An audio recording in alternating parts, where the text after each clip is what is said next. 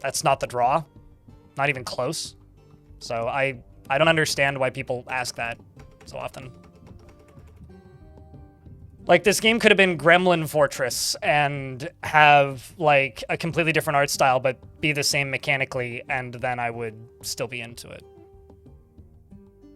I mean, I think that Dwarf Fortress wouldn't have succeeded as a game if it was called Egg Fortress, but if it was the same game, then sure. What would that be? Gluten Fortress? Only Fortress.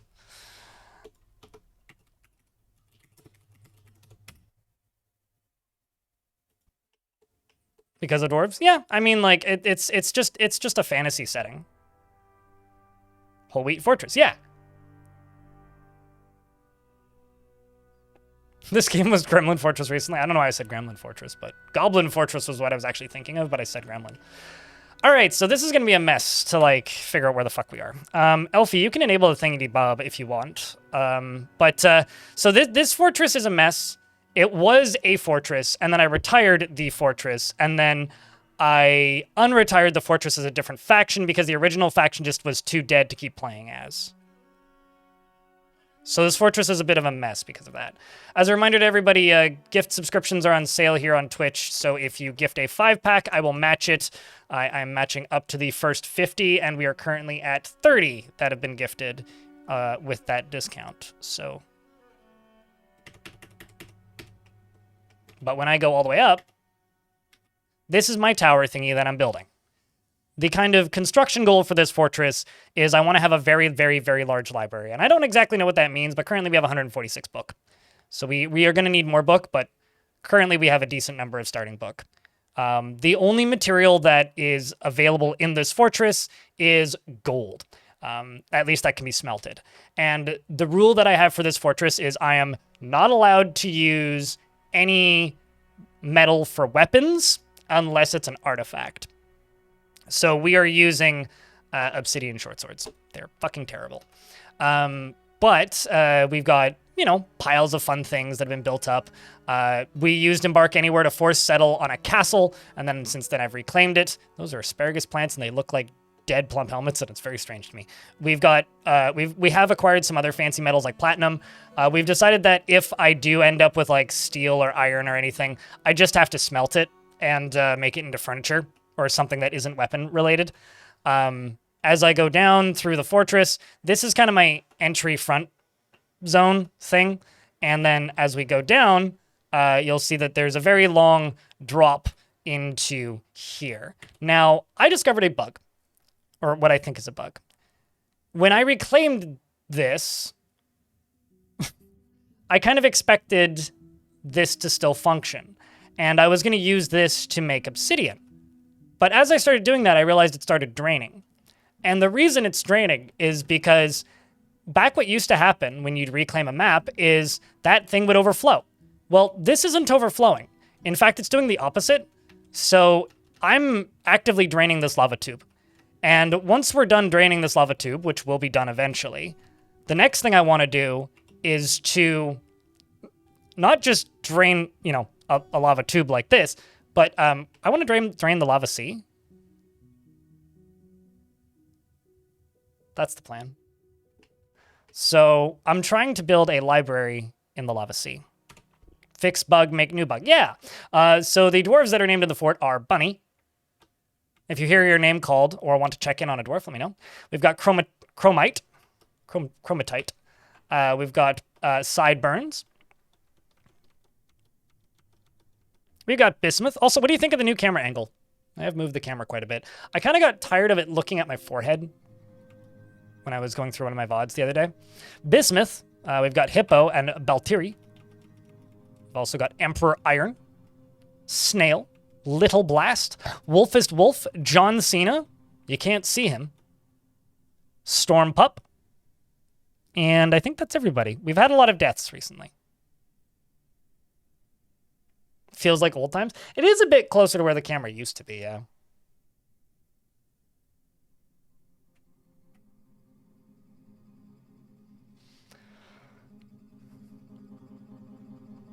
Rip Judas. Yeah, well, the Jesus bed is still there, Jesus, so.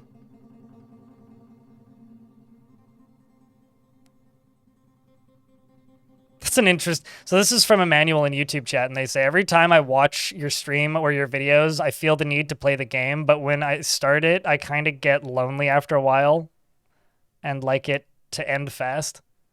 Is there a way to get out of that? You mean like you get bored in the mid-game? Is that what you're saying? So I want to say I'm about to get attacked by a Forgotten Beast.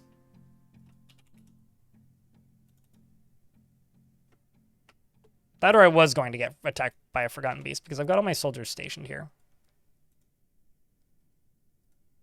Ah. Yes, this thing. The fire-breathing beastie that just went off and disappeared. Because it went and died to a Crundle. Right, I'm remembering now. The Crundle scratches the Forgotten Beast in the abdomen and the injured part was destroyed. So we've got a legendary Crundle named Grasping Matched. And Googs would like to be a child. That's very optimistic that you will get to grow up, but let me just unstation these. Those are the options. We've got Melville or Besmer.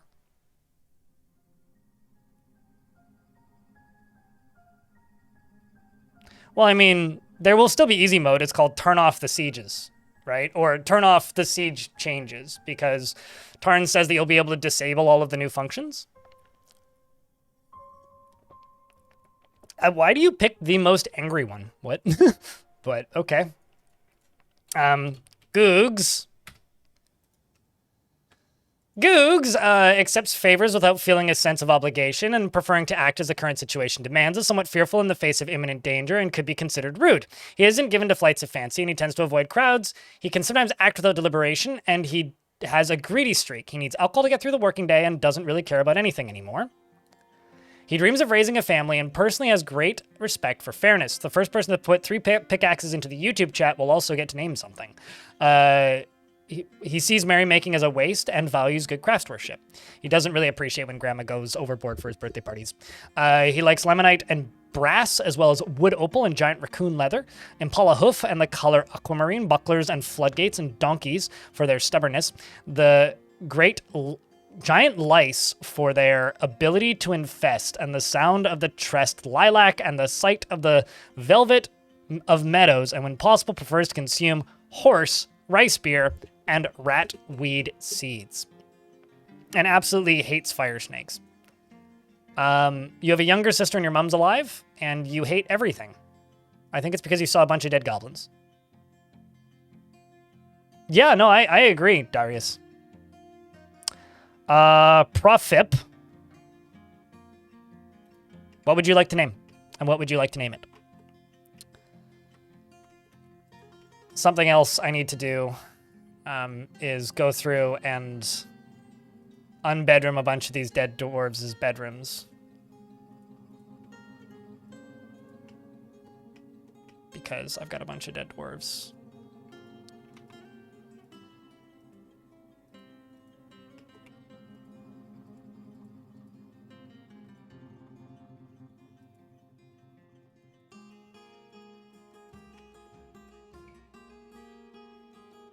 The day that they fix this bug, I will be very happy. Because these are supposed to get automatically unassigned from their bedrooms. This is the actual annoying bug that was added alongside of the last update, is dead dwarves staying in their bedrooms.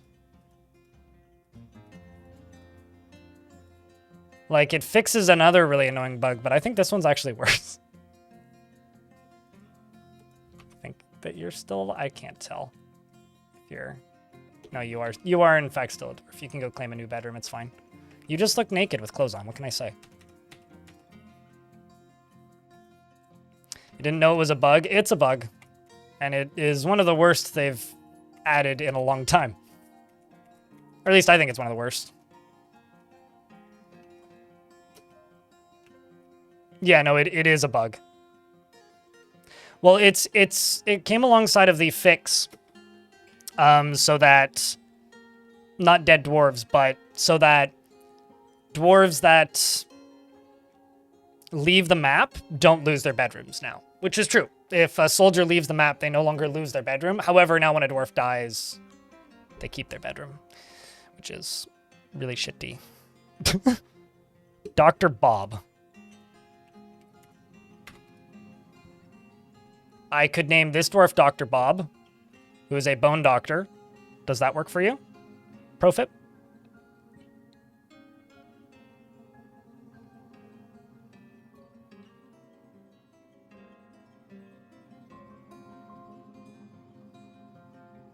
Yeah, no, that's definitely a sign that they're all dead. Archive. Thank you, LaFob. Yeah, they can, but they still need to be put in a pasture. Abyssal Spectre.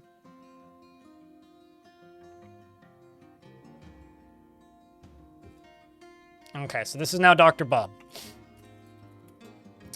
Dr. Bob is stingy with resources when working on projects and refuses to expend any extra effort. She is grounded in reality, extremely confident in herself in situations requiring her skills. She is not driven and rarely feels the need to pursue even a modest success. She lives an orderly life, organized and neat, and generally is unhindered by the thoughts of others concerning her actions. She has a calm demeanor and she is trusting.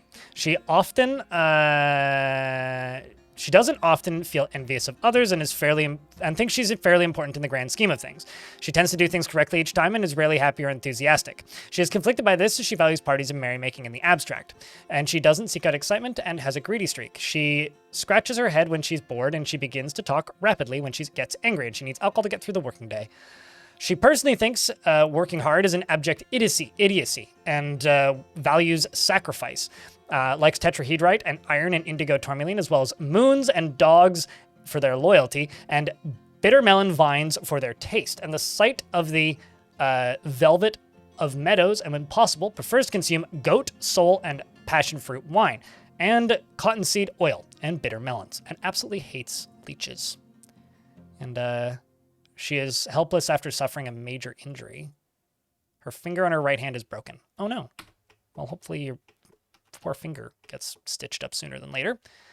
All right, so I'm just going to check my hospital. Yes, we do have everybody set up. But livestock can graze as long as there's moss. So, like, they're grazing right here, and they're also grazing right here, as an example. Speaking of grazing, where did I put my elephants? Ah, right, yes. We also have elephants grazing down here, although I'm going to need to eat some of the babies, or some of the adults, one of the two, I'm not sure which. I was going to build something here, and I can't remember what it was, so instead I'm just going to remove it and turn this into grazing zone.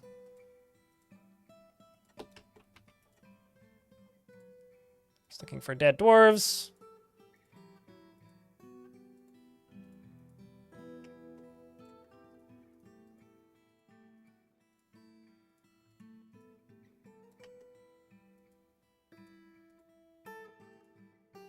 All right, all caught up.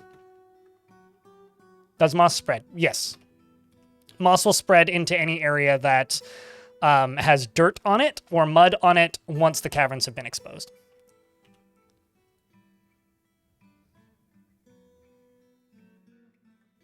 So yes, moss does spread.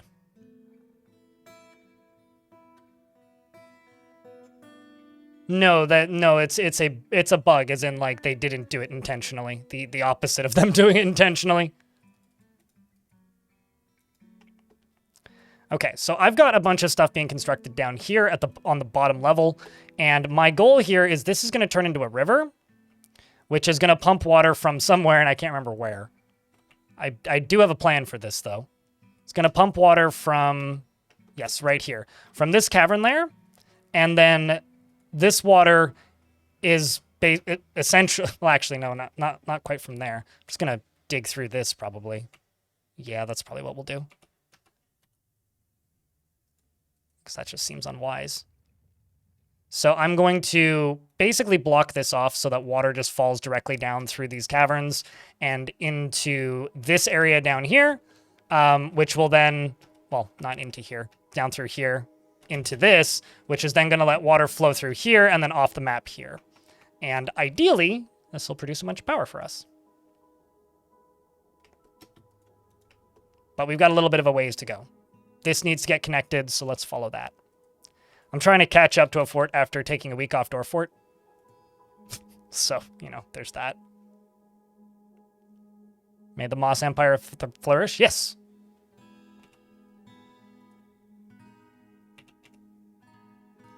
Do I have any woodcutter dwarfs trying to fell trees? Do I have any woodcutter dwarves right now? Yes, I do, but neither of them have axes. Sad. So I'm in kind of an awkward spot right now. I want to say I have no wood currently.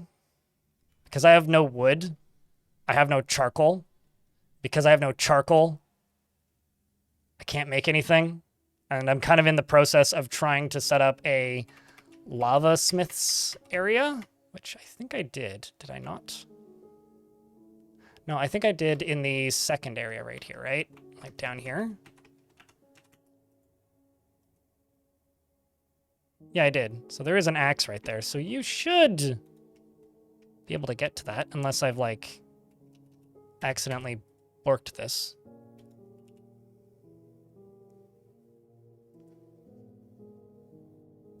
Doran, what are you doing? Oh, you're trying to attend a meeting. So instead of like, you know, getting the item I want you to go get, you're trying to attend a meeting, which is interesting. Oh, I see the problem. John Cena's my mayor. And he's also in the military, so let's get you out of the military, because that's going to cause problems. So you can attend that meeting with you, and you do have a throne room. Yes, so you do have a study, which should be accessible, right? Yeah, it is. I think.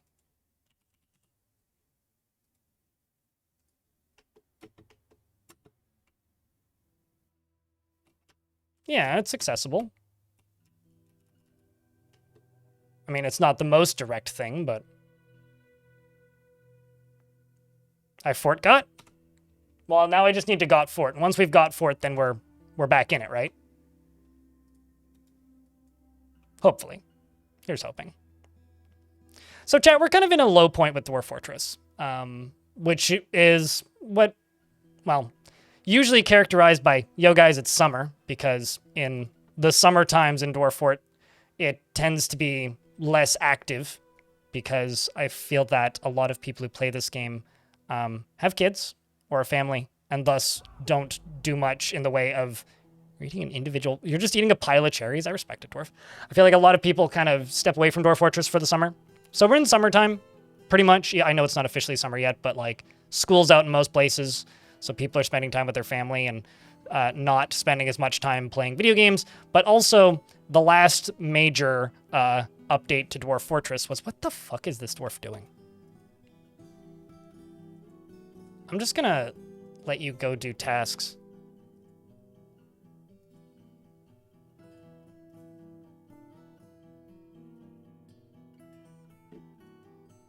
Oh, I see. It's set to nobody does this. Why is that set to nobody does this? Hold on. I need to make sure that my jobs aren't fucked up. Wow, I never re-enabled that one. That makes so much more sense now. Anyway. But the kind of, I guess, other like factor there right now at the very least is we are in the between time for major patches. Like the last big patch for Dwarf Fortress was adventure mode, right? And that was, oh geez, when was that? March? April? I think it was March, right? So, or no, it was late January. So it's been a bit. I mean, we've had some maintenance patches in between, but it's been a while since the last major like feature update for Dwarf Fort. So I think a lot of people are between games. So my question is, have you been playing Dwarf Fortress or have you been playing other things? And if you've been playing other things, what have you been playing? No, totally. I'm not concerned about that. It's just very much the in-between patch lull right now, I guess.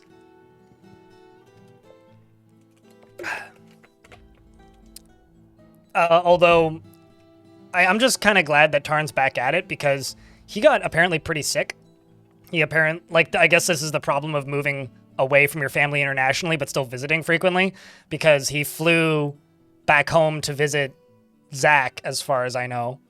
And when he flew back, he got sick.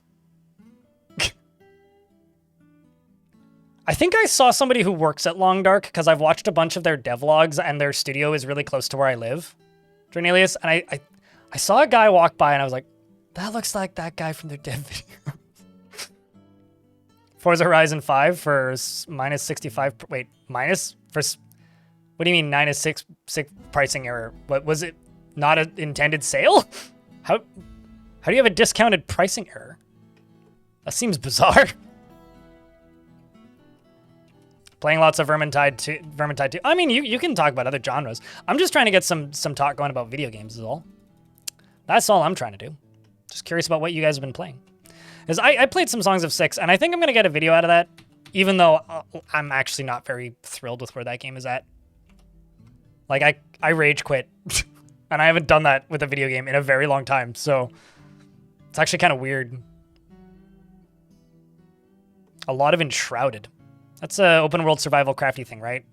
I seem to recall a video of a friend of mine falling through a river, or falling through the world in that game.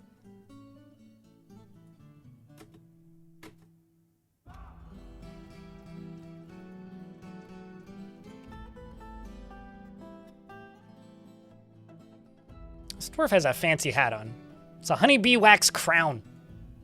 Doesn't have that much value, but hey. You been playing Vice City for the nostalgia? Ooh, good stuff. Heroes of Might and Magic. Also, chat investments are open. If anybody cares. I also have, like, flirted with the idea of getting into Kenshi. Like, genuinely. But I find that whenever I really think about should I get into Kenshi, I always come back to, but I could also just wait for Kenshi 2. And I think that's kind of where I keep ending up. Is like, but like, yeah, I mean, I could get Kenshi, but I could also just wait for the sequel.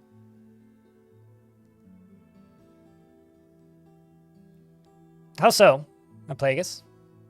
What do you mean by getting the hangs of it? As in, like, it'd be hard to learn? I mean, to me, learning Dwarf Fortress is no different than learning Civ. It's just, you kind of have to play 3, 4, 5 games, which is a time investment. Yeah, they've been making a sequel to Kenshi for a while. It's one of those, it'll be out eventually. Because, like, they haven't expanded the team like crazy, which I really respect, actually, that they haven't done that. So Kenshi 2 gonna be something, that's for sure. Okay, so let's just pull this.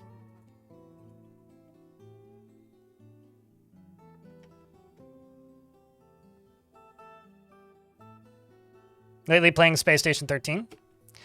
Space Station 13 is a game that I respect, that I will stay respectfully far away. Uh-oh, I should probably get that cat out of here. There's a cat in my water reservoir. God damn it. Kitty. This is like that time that my parents' cat got stuck in the dishwasher. Wait, what? Where did it go? Oh, did it take this route out? It must have taken this route out. I get it. Okay.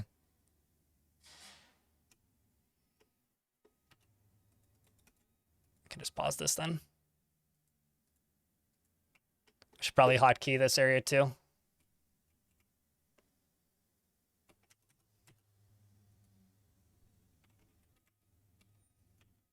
And then 4 can be down here. Okay, so what I'm going to do now is I'm going to go up to here.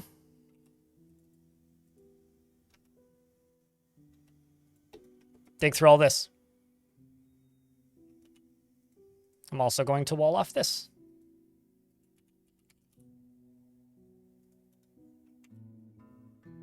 I'm also going to dig through these. I'll build up here and then get rid of this.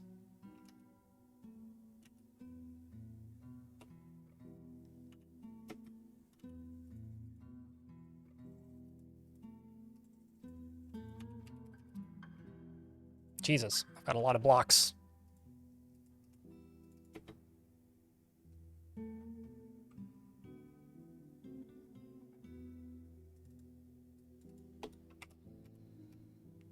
All right, so now this is filling, and hopefully not flooding anything it shouldn't be. Oh, Jesus.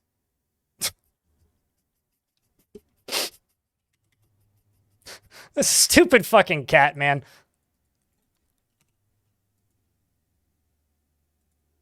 This stupid fucking cat. It's like somebody's pet, too. It's not even like some unnamed cat. Ugh.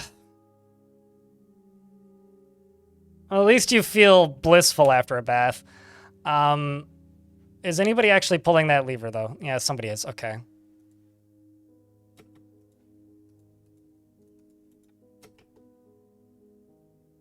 This is me trying to rescue a cat. I don't even know if I'll be able to rescue it this way.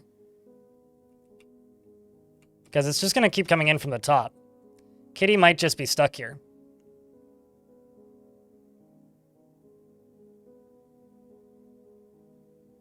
Because I have no way of blocking out the top. The reality is, if I let this fill up all the way, it'll drown the cat. But if I let it just endlessly drain, I can maybe let the cat out here.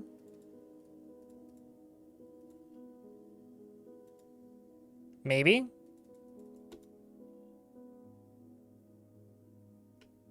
Cat rescue. Stairs from top?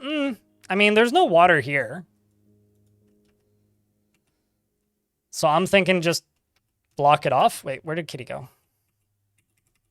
Did Kitty go up? Nope, Kitty's still there. Ads are about to run. I will pause the game until the ads are done. When the ads start. Do liquids flow diagonally? Yes. Things can also move diagonally.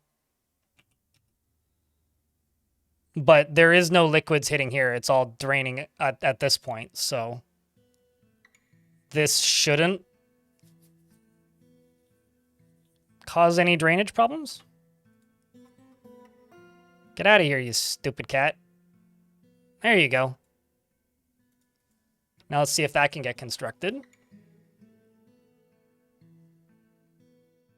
All right, chat, you have to praise me as a hero. I demand your unconstitutional praise. Should probably say unconditional. Now's not a good day to swap out words that have no meaning.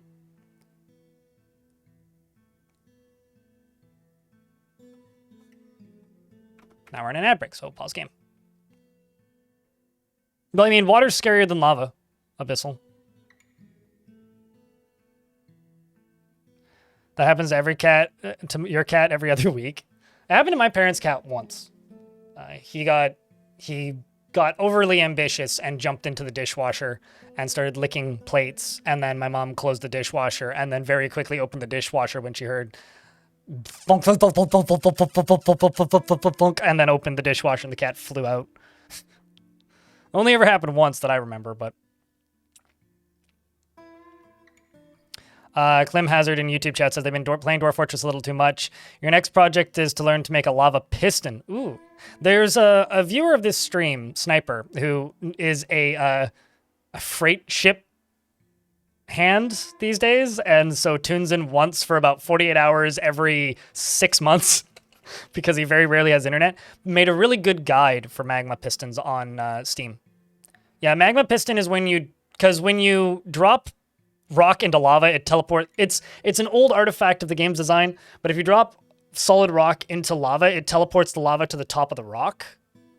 So a magma piston is when you drop a segment of rock into lava to teleport it up to a room separately from the rest of the lava without having to pump it. I usually just pump it because I find it easier. But it's a neat dwarven engineering project if you want to get into some proper dwarven engineering projects. Tiny Hippo is running down the very long stairwell to block that off. Now, Kitty, if you somehow get stuck in there again, I swear to Armok, I will just drown you. This is also working pretty flawlessly, actually. We're generating 500 power, which is good. And over here, you need 60 to run. So I can automate this, which is getting us halfway there, and we'll be living on a prayer. So this shouldn't overflow because it goes underneath this and drains out this way. So fingers crossed it doesn't. But if it does start to overflow, I can close this. So, you know.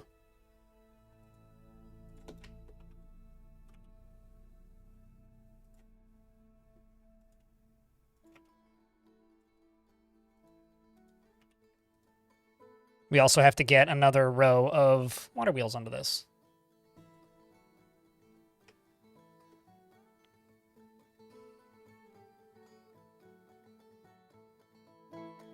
Do I want to do it that way? I'm wondering if I want to alternate colors or not. This is my dilemma, chat. This is my dilemma.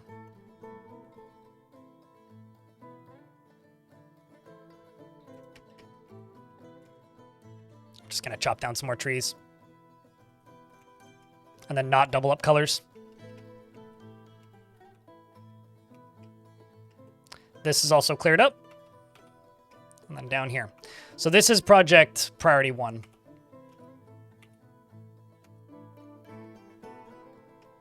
But I need power here.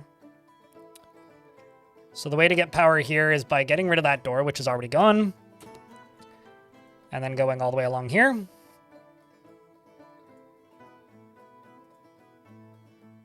Going up to here.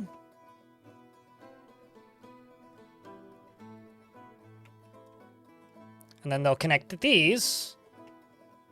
And then this can begin gushing.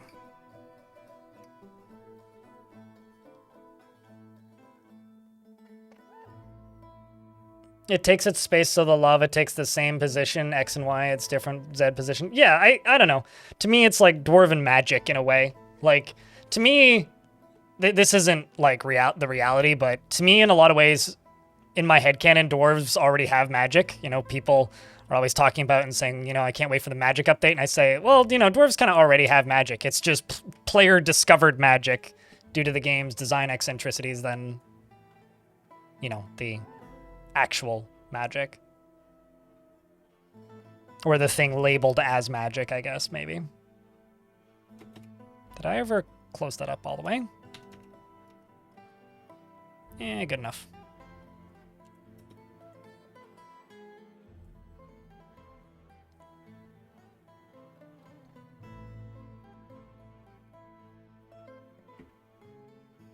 It's more like a Fey fantasy world with different rulings than what the real world is. No, totally. Which is why I'm kind of okay with like the physics not being perfect to what they would be on Earth, per se. Did those stop for a second, or am I going crazy? They sure as shit look like they did.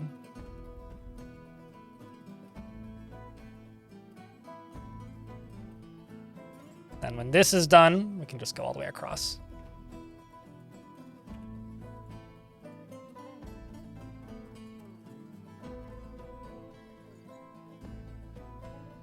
Grr.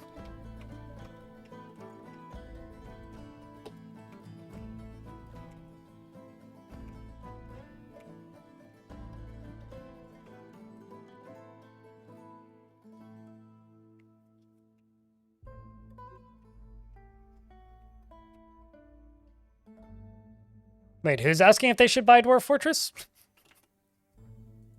Because I do agree we are heavily biased, but yes, you should also buy Dwarf Fortress. Oopsies, that's not what I wanted to do. What am I deconstructing here?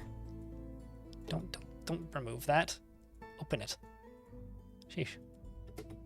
Need to hack down these trees.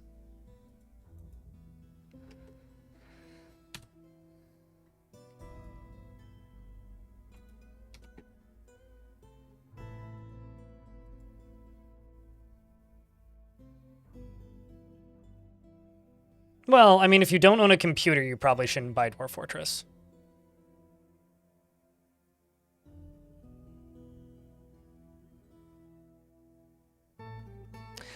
So, like, you're a Factorio and a RimWorld player.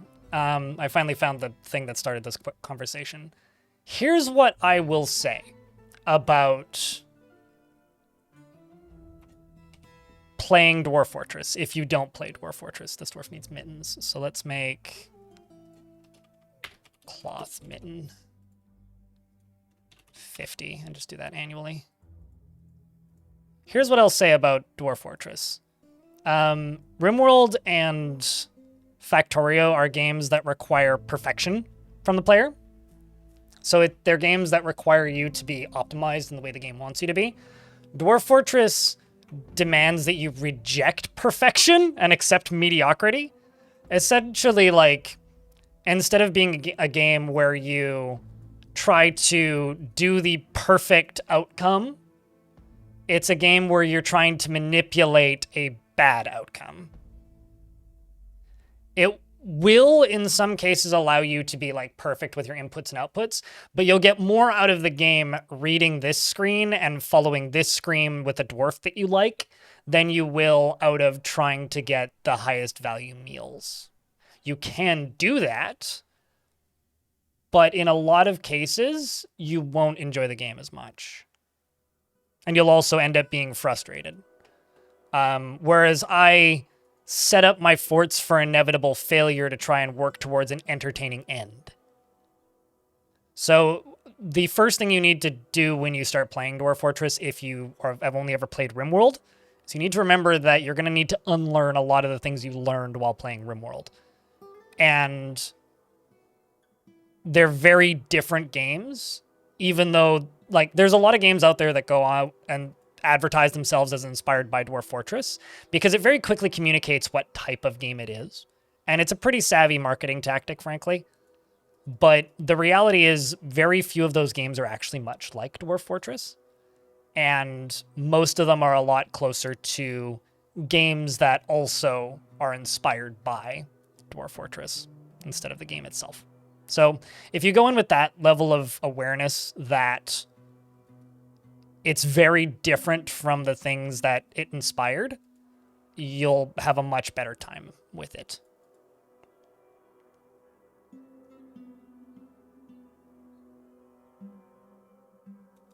Yeah, I think that a lot of people don't go in with even...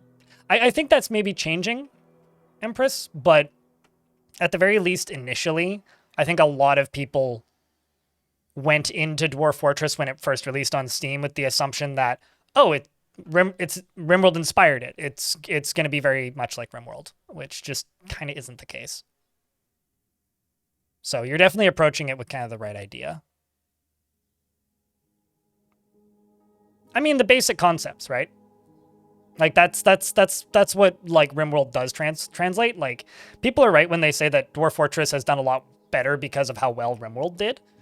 So, like, it's basic concepts, but you can get those same concepts from any city builder, right? You know, you need to have somebody to chop down wood. You need to, like, build bedrooms. You need to build a kitchen. You need stockpiles, you know, but you'd learn the same basic concepts from Banished. RimWorld is just a particularly big touch point, and it does do some things similarly, but its approach is very different than Dwarf Fortress's. Like, you'll probably have an easier time getting into Dwarf Fortress if you played a lot of RimWorld, but if you try to play it like RimWorld, you might have a hard time.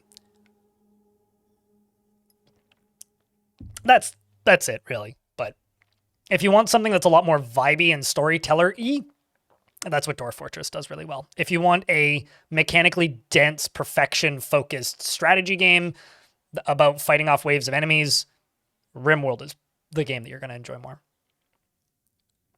But you can also enjoy both of them for different reasons, right? Like, I find Dwarf Fortress a lot easier to recommend to people who play RimWorld, but they play RimWorld at the low difficulty with mods to make it more mechanically diverse. If you're playing at 500% difficulty, and all of the enjoyment you get out of it is micromanaging your troops, you might bump into some roadblocks with Dwarf Fort. That's all. Yeah, no, absolutely. There's lots of lovely flavor mods for Dwarf Fort. Speaking of Dwarf Fortress mods, when I find out when we get a better idea of when the next siege update is happening, when we get into this next kind of dead period, I'm probably going to do a modded fort or two. Mostly because I want to play with that smoking mod. Although I don't like a lot of the drugs that it's adding. I just want pipes. I don't need, like, crack cocaine or anything. I don't want it to heavily change the way the dwarves operate.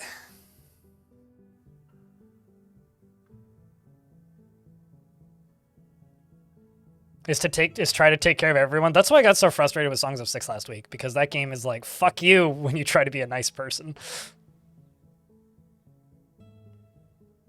Yeah, give them catnip. I don't need to give them meth. I don't need to give them Adderall, you know? DF is at its... DF, I don't know if DF is necessarily at its best when you're playing suboptimally, because some people enjoy making, like, a well-oiled machine that operates itself.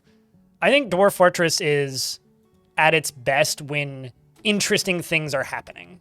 And whatever you think is interesting is subjective.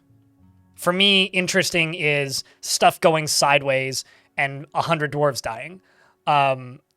For somebody else, that might be watching perfect inputs and outputs as the, I don't know, metal smithing industry is operating, right? Like it highly depends on who you are and like what you get, what entertainment you get out of the game.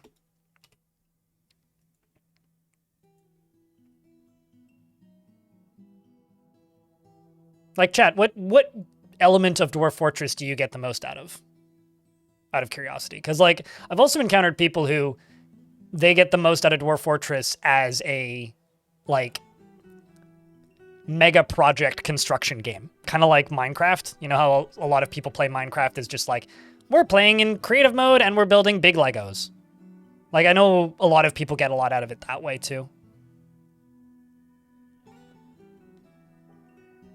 You see, I don't like the way drugs work in RimWorld at all, actually.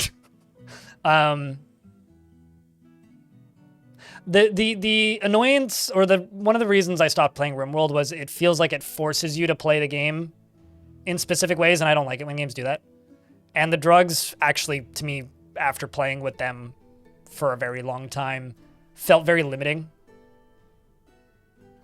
Like, there was ways to cope with all of the problems that they could develop from them, and they all required you playing in a very particular way.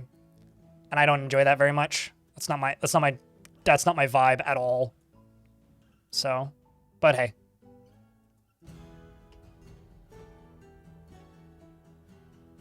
And I don't really want that shoestringed sideways into Dwarf Fort. That's not gonna be entertaining to me.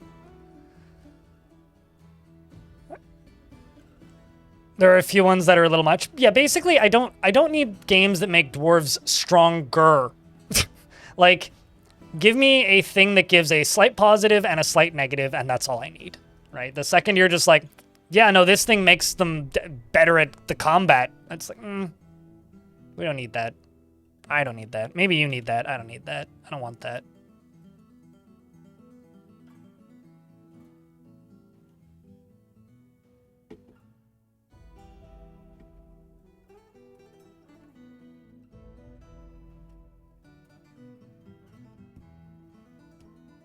I mean, Dwarf Fortress has been a collaborative effort game for a very long time, Moreb. This is just the modern version of that, right?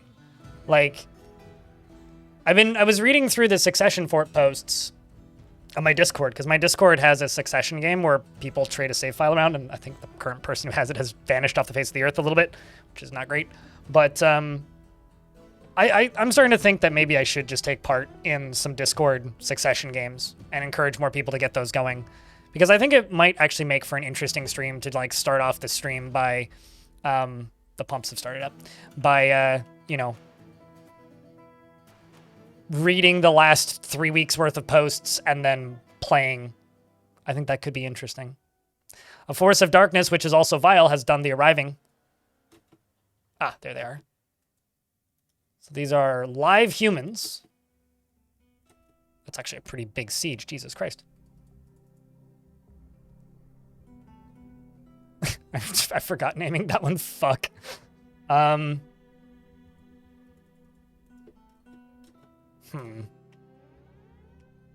big is this?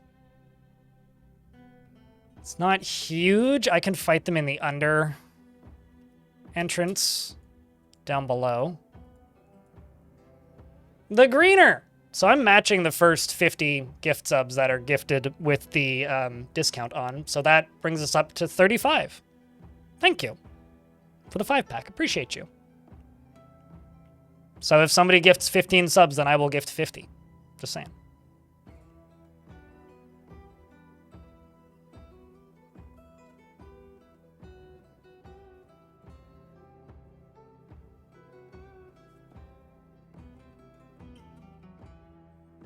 I mean, agree to disagree, I suppose.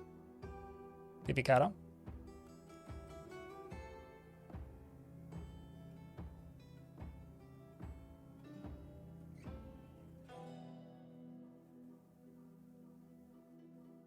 Is set that losing a pawn is very much pain, but still can say some story out of your world.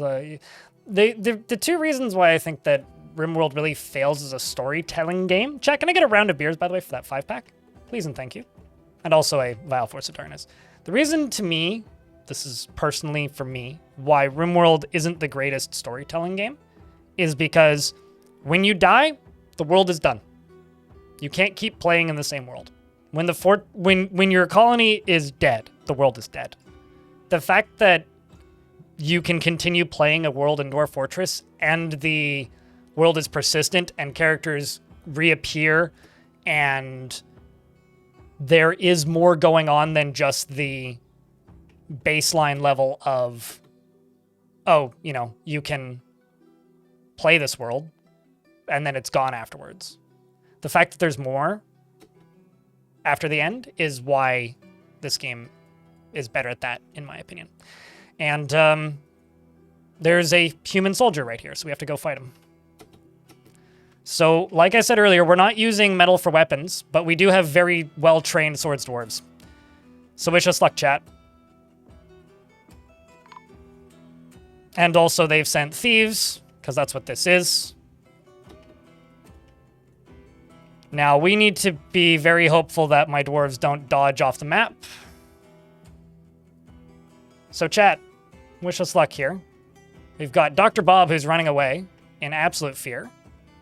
I've got you, who's got a, I think that's a platinum mace, yeah? So this is an artifact platinum mace, Boschhut, which Shem is wielding. And after all, he is a very accomplished mace dwarf. They're fighting up a level, fighting with those humans. Arrows are flying downwards because that human is on the upper level, and now the goblin-aligned humans are all firing their arrows. Thankfully, the volley came out very quickly, which is now giving the dwarves time to get across the bridge without then immediately dodging into the water. We've got one dwarf who's taken some injuries. This is Bomrek, who's now stunned. Got stunned by blocking an arrow. What got you stunned? I don't know. It's a good question. Oh, I see. They charged the Swordsmaster and then hit their head on the Swordsmaster and it stunned them. So they got stunned by a human colliding with them. They are now fighting with that other human who's then dodging with the crossbow down onto the bridge, which might be bad because dwarves do jump out of the way of flying arrows and bolts, and that is now attracting them back onto the bridge. He's acting as bait. That's very dangerous. Hopefully nobody flies off the edge. Hopefully nobody flies off the edge. There goes the guts of the human, which means that human's about to die. Human is now dead. Please don't go flying off the edge. None of them have gone flying off the edge. This is a fucking miracle. They are continuing to fight with the humans. Our mace dwarf here, who is getting tired, most recently bashed the human crossbowman in the upper body with his platinum mace and bruising the muscle and the large giant lynx thingy. How heavy is this mace? I'm actually curious. 17 pounds? Okay, how much is how heavy is... less than a pound for, or less than a dwarf weight unit for a obsidian short sword, whereas 17. It's 170 times the weight or something.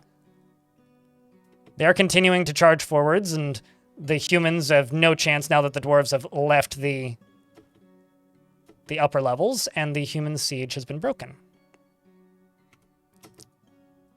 I shall get them to return to training. Chat room, we done did it.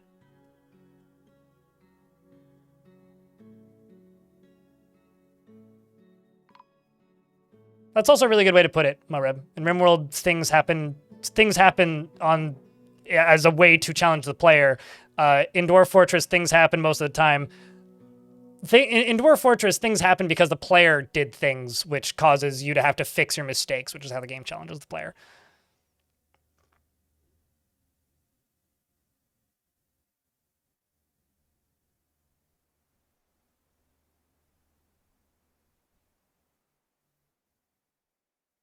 No, you can absolutely, like, okay, two things. If you say the word pawn, I will assume you're talking about RimWorld. So are you talking about RimWorld or Dwarf Fort? And also the other thing is, you can absolutely have unkillable monster dwarves if that's what you're talking about without modding the game. You don't need to mod the game at all to get that. You just need to know how to build it. So if you say the word pawn, I'm just going to pre-presume that you're not talking about Dwarf Fort. The militia commander, Lancelot. As in this one? Or did you want the one with the mace? Because the militia commander's a lady. But I could name her Lancelot. Although, it would be more like Stabslot because it's a gold short sword. Lancelot, it's like Sandlot but spiky, is often inflated with hatred, yes. Often inflamed by hatred, and easily develops hatred towards things after suffering a major injury in the year 1077. And she has an overbearing personality and does not enjoy participating in physical confrontations. She works to square this natural tendency with her respective martial prowess, and she is not careful with resources when working on projects. She often spends unnecessary effort and doesn't mind wearing something special now and again. I also need to turn this off before I forget.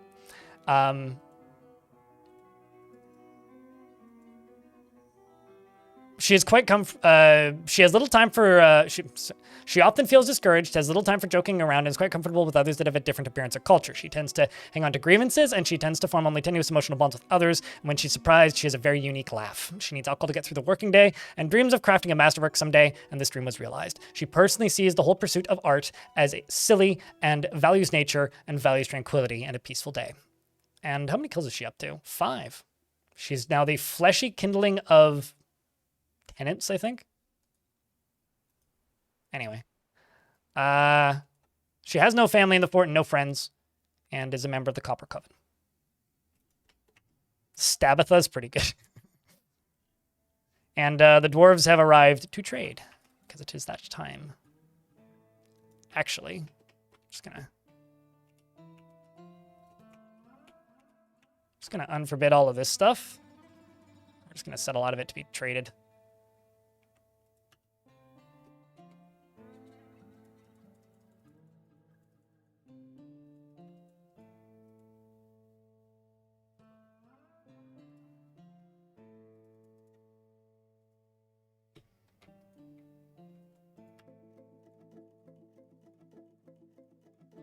Let's sell this.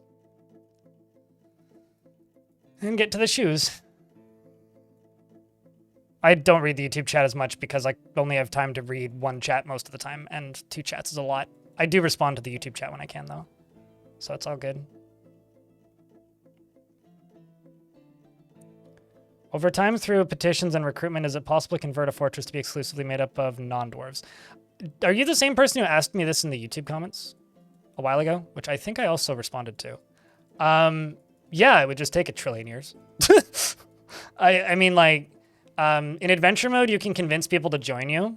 Well, even though adventurers are asexual, the people that join you are normal units in the game. So if you start as a chosen adventurer, because you get a bunch of bonuses to getting followers, and convince like 50 people to join you on your adventures, and then wander off and then join a fortress with 50 humans, as an example, or goblins, then when you reclaim that fortress, if you expel all it, once they join the fortress, which takes about a year, if you expel all the dwarves, then you could start building a fortress that way, or by going through migrants. Or if you just want to have like an easier life, you could just mod the game and then not worry about it so much, because you could just mod the game and then have like different faction types as a starting character. I guess the question is more why, not a matter of can you? Because like, yeah, of course you can. The question is, why do you want to do that? Because the only real difference between dwarves and non-dwarves is non-dwarves are just dwarves that don't need alcohol. So there's like less to do, and you have to like click more buttons when you're going to make clothing. If you have multiple types of creatures. But like I don't see the point, really. You found the circus yesterday in your fort. It was quite a surprise. Really? You'd never seen it? Well, that's cool.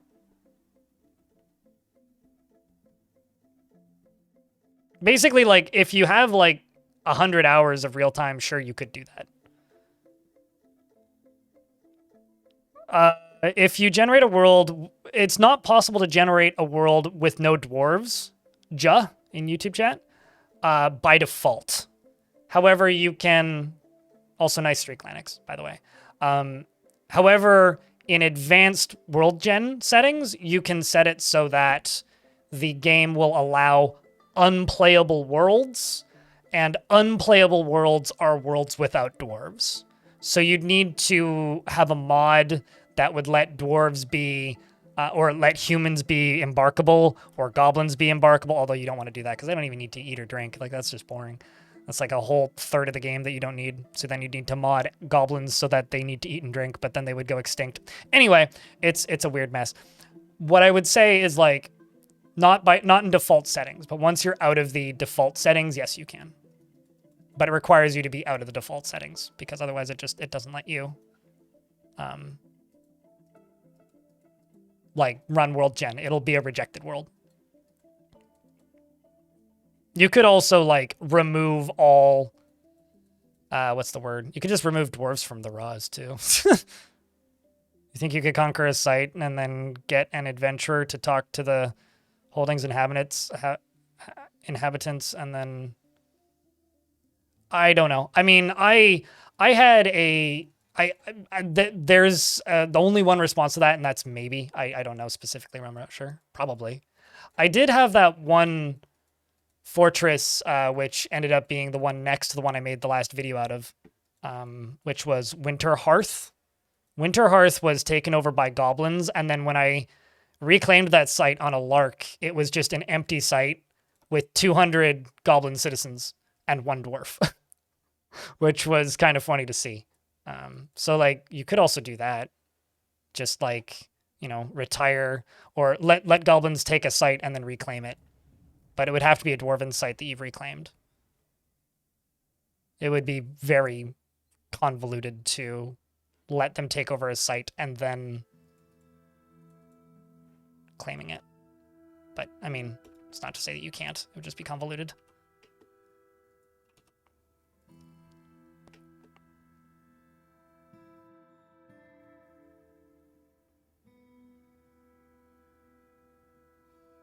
Could make a civilization that is self-sustaining. Most civilizations in Dwarf Fortress on their own are self-sustaining until necromancy is discovered by somebody in the area. Unless you mean, like, in the player sense, because it's hard not to make a fortress that's self-sustaining in Dwarf Fort. If you're, like, decently good at the game and you just lock the outside out and away and don't ever break into the caverns, it's very easy to make a self-sustaining fortress. In fact, like, that's one of the biggest criticisms against Dwarf Fortress is that, like, it's far too easy to just, like, make a self-sustaining fortress and then not worry about anything on the outside.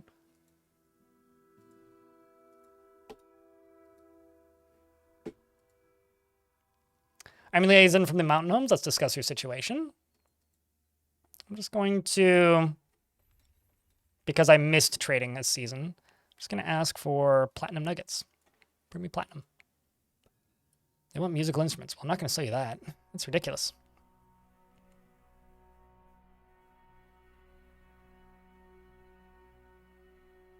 They're changing the way enemy sieges work. Right now, like, if you just build a box around your dwarves, the box is impenetrable and goblins can't get in. So if you just, like, remove all access to the surface, you can make a self-sustaining fortress right now. But the next major update is going to rework how sieges work and make siege weapons functional and make the enemy sieges smarter, which is going to be curious. And it's going to be interesting to see what that ends up doing to the game, because it's probably going to be a pretty seismic shift, although you'll be able to turn off these changes. Similarly, how you can currently turn off a lot of the threats that are in the game just by going into the difficulty options. You can turn off enemy sieges, you can turn off, what's it called? Were creatures, you can turn off vampires, you can turn off all that stuff.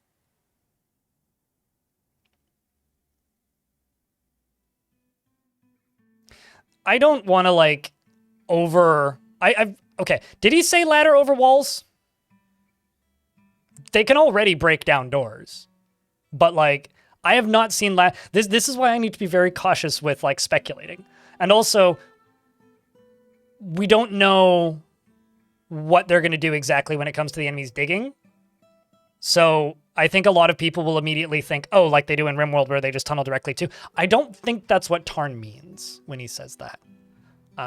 But they have talked about reinforced walls. Like reinforcing walls with metal is something that's in the Future of the Fortress this month, which I've almost finished and then decided to watch the news yesterday instead of finishing it. But, you know. Goblins don't eat or drink, no. That's why they don't have any farms.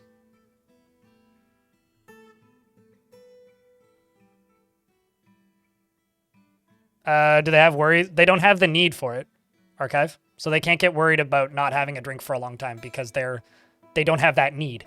Like they physically do not have the requirement to like require alcohol.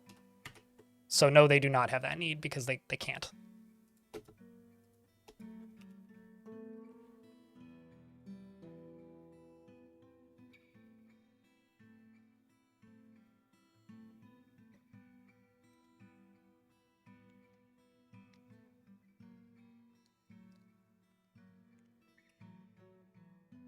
I mean, if you don't go out of your way to go to war with people, like, they won't go out of your way to go to war with you in Dwarfort. If you attack everybody, then you'll get sieged 50 times a week. I mean, 50 times a season. Yeah, let's just get anyone to trade. I just want to get rid of the last of this crap before they leave.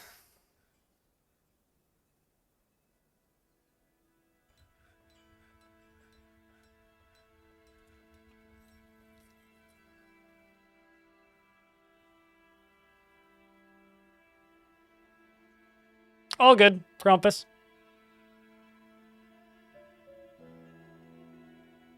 Okay, no, I missed the grappling hooks and ladders part. But anyway, regardless, I'm still going to be very cautious about speculating, so... I learned my lesson with that once before. Never again will I make that mistake. TLDR, people posting on Reddit that Blind said they're adding this when I never did. I know I should just ignore people on Reddit, but still.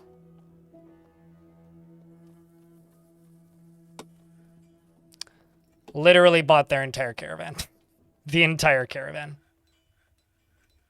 The whole goddamn thing and then some.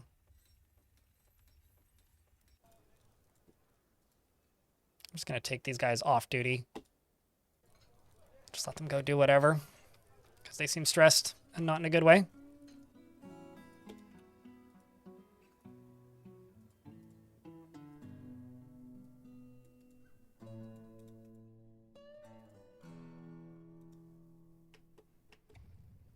Actually, let's not do that. And let's see what kind of wood I have right now. That's not what I wanted. This is what I wanted.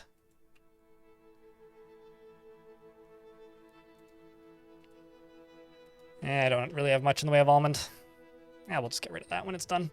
All right, so I got another thing I got to hook this up to because this is generating tons of power. And this is draining this probably pretty quickly, actually.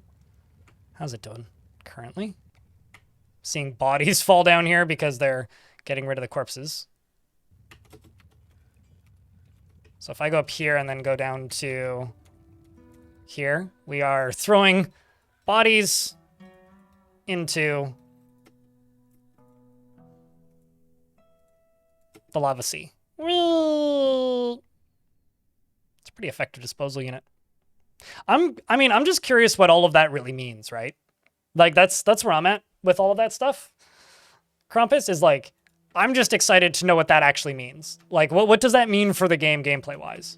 That's where I'm excited for all that stuff. Okay, so I'm just gonna get rid of all this, actually. Because what I need to do is I need to go up to the top of this, which I'm kind of already there. And I need to dig out from up here down a layer. So let's just do this. I'm also going to go into here, and I'm going to cry that I don't have more miners. Let's assign 2 more picks, and I'm going to go to here and type in bars. What do I have? got 3 copper bars. Let's make 3 copper picks.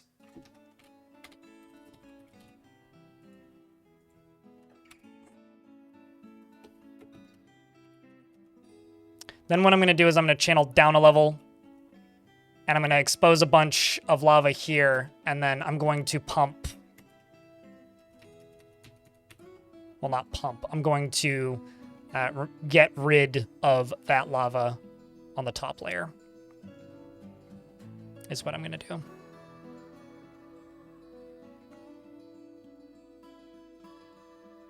That magma off map because either the game is bugged or lava chutes work fundamentally differently because this isn't refilling. So I'm draining this in real time, which is going to give me get rid of all of this lava all the way up to the surface basically and give me a tunnel all the way down to the magma sea. Once all this is pumped out, I'm then going to, well, as I'm doing this, I'm also going to start pumping out and sealing off the surface segments. So essentially, if I can pump out enough of this layer, then that'll drop the lava sea down a bit. And when I drop the lava sea down a bit, then I can push the lava away and then seal it in with water and then drop it down another layer. So I am very slowly draining the lava sea, which is currently what I'm doing. Also, Emperor Iron is now insane. Did I miss a strange mood? Well, that sucks.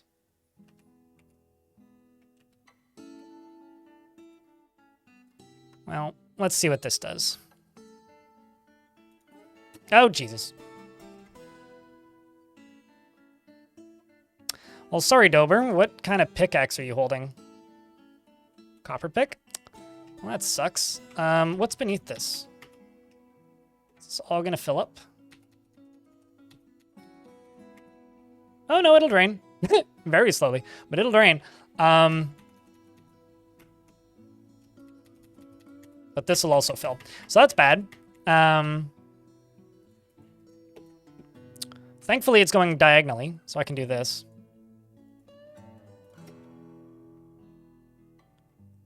But thankfully, it's going diagonally.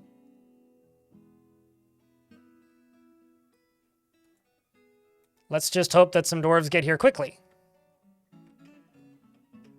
Because if they don't, that's going to be a problem. And hopefully they don't lock themselves in here. Because if they do, that's going to be a problem.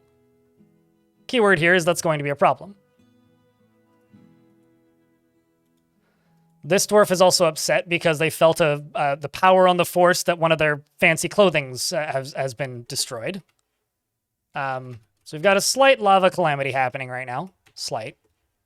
Thankfully, it's only slight, and it's moving very slowly, which is good. This is kind of convenient in some ways, but also very inconvenient in most. Mining out the goodies then? Probably at some point, or probably not. I don't know. I mean, the goal is to make a library in the lava sea. I'm not worrying about adamantine. I did that in the last fort.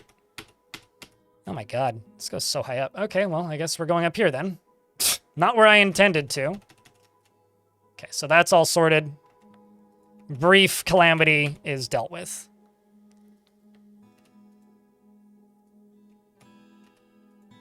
Yeah, I've said this on record many times. I don't actually find digging too deeply and greedily all that interesting currently. Like, it's not interesting, it's just not interesting, if that makes any sense. It's not the best, it's not the activity that interests me most in this game. Like, I'll do it if, like, I've run out of other things to do and I want to keep playing in a particular fort. But it's not, like, the end-all, be-all goal of every fort. In fact, it's rarely that. That's rarely a goal for me in a fort.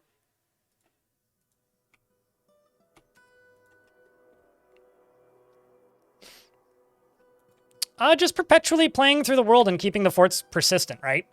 The reason I don't find digging too deeply and greedily all that interesting is because, like, digging too deep just kind of, like, ends that fort and removes most of the dwarves from the world most of the time. Unless, like, you literally spend hundreds of hours building up and starting a new fort, right?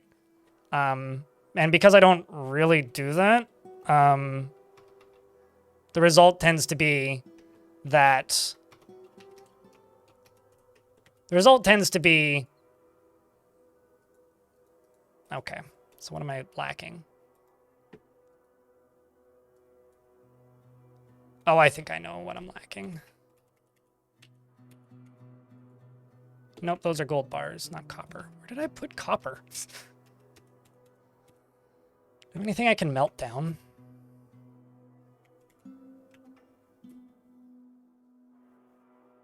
I just melt down some iron stuff.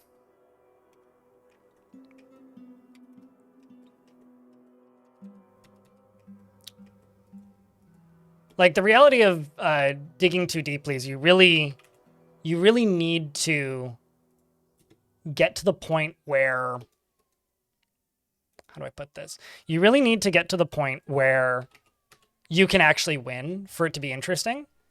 And this is, you know, streamer problem 101. But I love you guys. You guys are wonderful. You guys give me the coolest job in the world.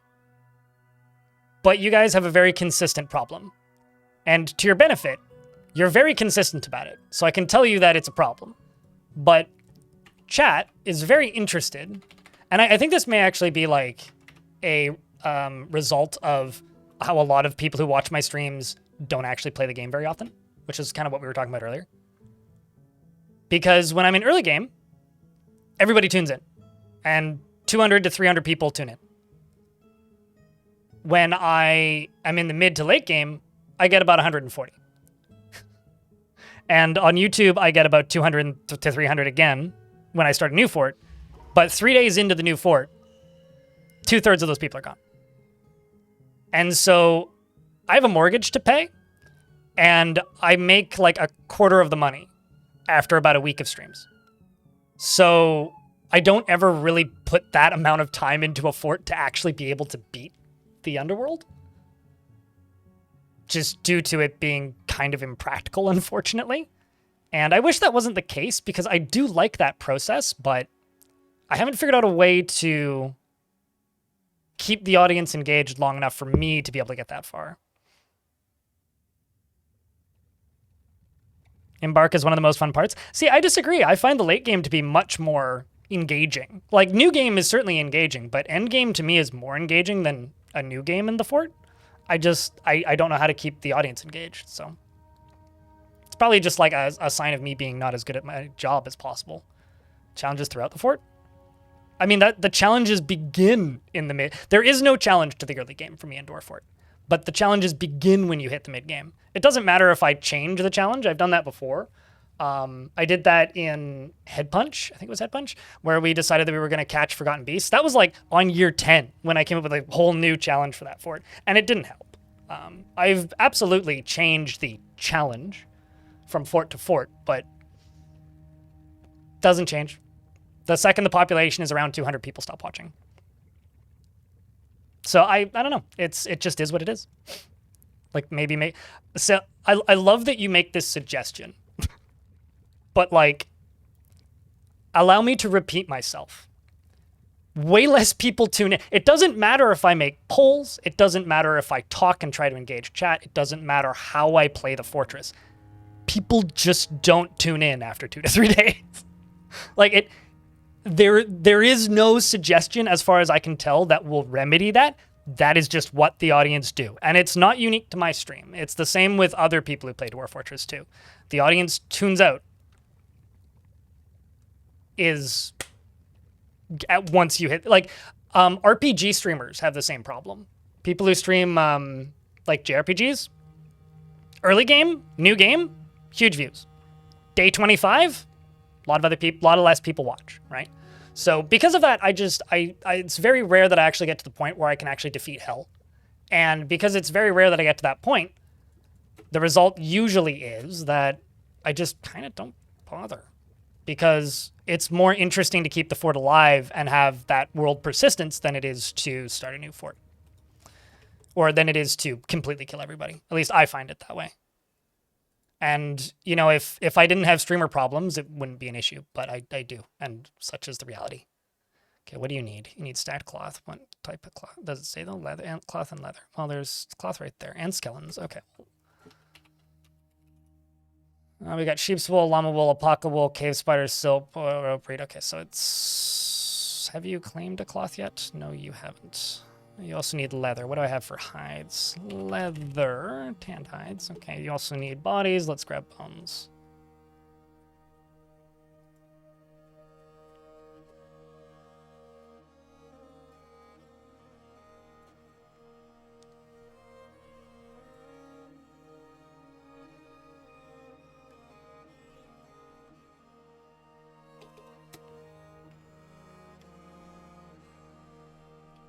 No, no, certainly. I mean, it's a matter of scale, but it's also like, as chat was saying, just it goes for other games too. Like, you know, more people are going to tune into a new game of Civ than an end game of Civ. These are not abnormal or unique to me traits of my stream specifically. This is just something that happens on all of Twitch. So, and all of the streaming industry, really.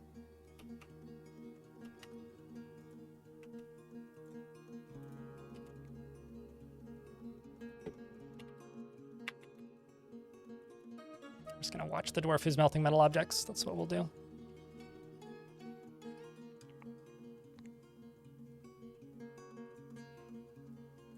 But that's why I don't find digging too deeply and greedily to be particularly interesting, because it's always just kind of a, well, this is just gonna happen inevitably. And when I do it, it's gonna cause the fort to fall apart. But I got native platinum right there.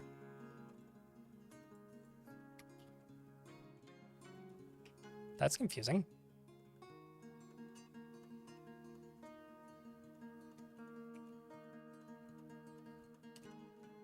Is it not permitted to be used?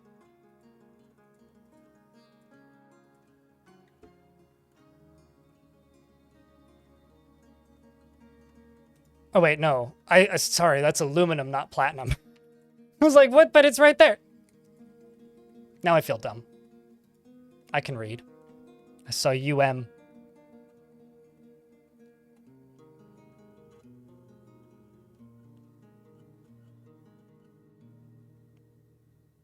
But, you know, it's the reason I roll my eyes and say sorry, no, whenever people ask me to do, like, a 100-year fort or something. Because would that be interesting? Certainly. Would I have a good time? Probably. Would it stop really having a point to keep it running pretty quickly because people stop watching? Yeah. Faster than you think. So, I don't know. It's kind of one of those, like, just kind of tough realities, I guess, of making content. But, it is what it is. I don't mind.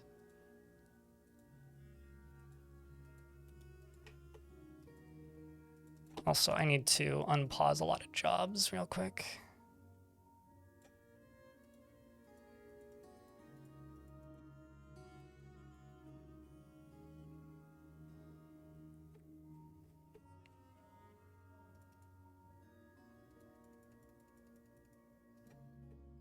Although, actually, I can keep all these blocks jobs paused because I don't need blocks right now.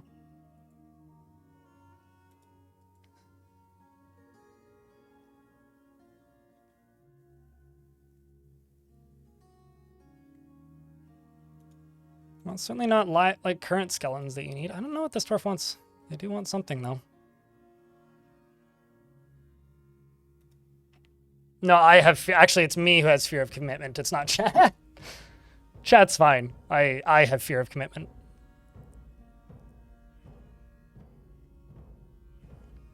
Here's the thing, though, Rompy McStompy. You say, for one of your YouTube storytelling videos, you could defeat hell. Absolutely. Certainly I could do that. But that would require my stream being able to make it to that point. Okay, so you've grabbed the thing that you want now. Just Forgotten Beast Silk, apparently. So, like, yeah. But here's the thing. It's not like those videos make me a ton of money. Those videos don't exist without my streams. My streams are where I make the majority of my money. Most of the time. My bills are paid because of my streams. If I had to stop streaming on Twitch, I wouldn't make enough money to be able to continue doing this whole thing full time. That's the reality. I would have to go get a job. In combination, the two of them do work together to support one another. However, the YouTube channel, even though it's doing 3 times as well as it did 2 years ago, is still paying a third of what I make streaming. which isn't a ton of money. So you saying one of your story videos could be you defeating hell. Yeah, that would be awesome. I would love to do that. But then I would need to feel confident enough with sticking with one fort to do that. I would need to spend 100 hours in a fort. And then I'd have 100 hours of footage. So it would take a long time to edit. So that would be a humongous commitment. I would like to do that at some point, but it can't happen during the summer at the very least. It would have to happen after a major patch when there's a lot of interest and like people are more active, because it would take a very long time and be a huge gamble. And then the video might release and not do well. You know, it could be like the Ghost Fort where I did where like it took me 2 months to pay for the artwork that I commissioned for that video. Like that video did not make its money back at all. It has now, but it took like 5 months for that to happen. So, you know, you need to realize that the YouTubers you watch don't make as much money as you think they do.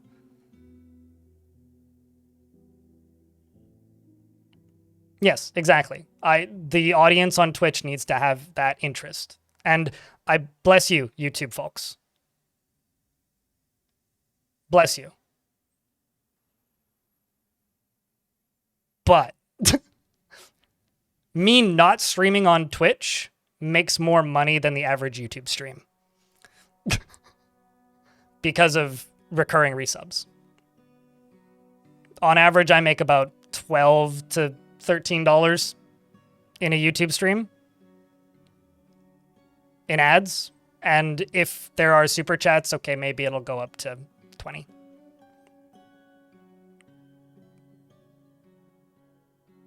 So.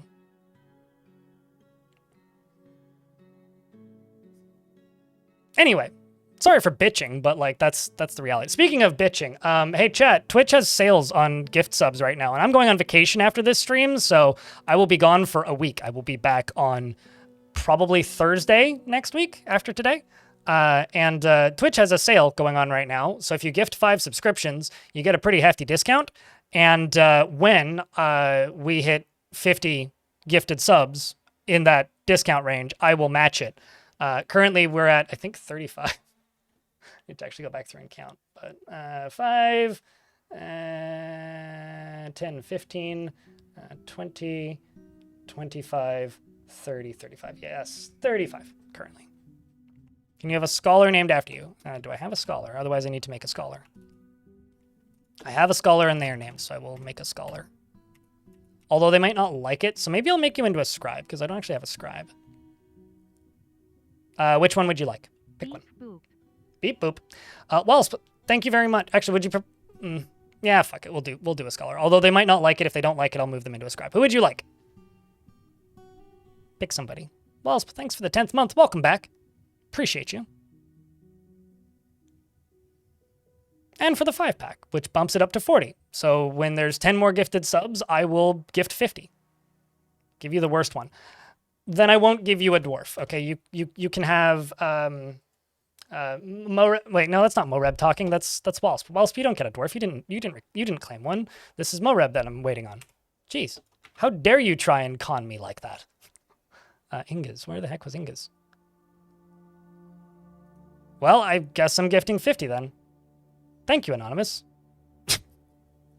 I said I would match up to 50 because that's what I'm willing to spend on my credit card, but that is, you know, a lot of gift subs. So, hold on. Everything just exploded. Anonymous just gifted 50 subscriptions. Unemployed Chaku, thanks for 29 months. And Lil Tebe, thanks for the 1,500 bits. Now, I'm going to do this as Anonymous because then it counts towards the hype train.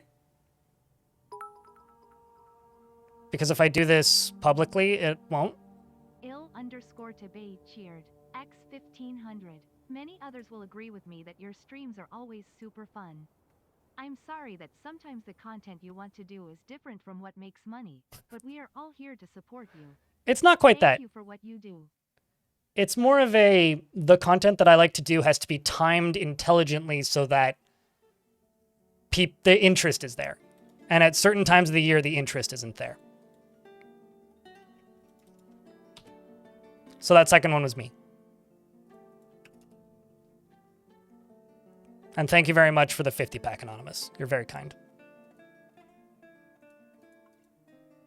But I've done my matching now. The second one was me, specifically, for once again clarity here. So that's now a level 9 hype train.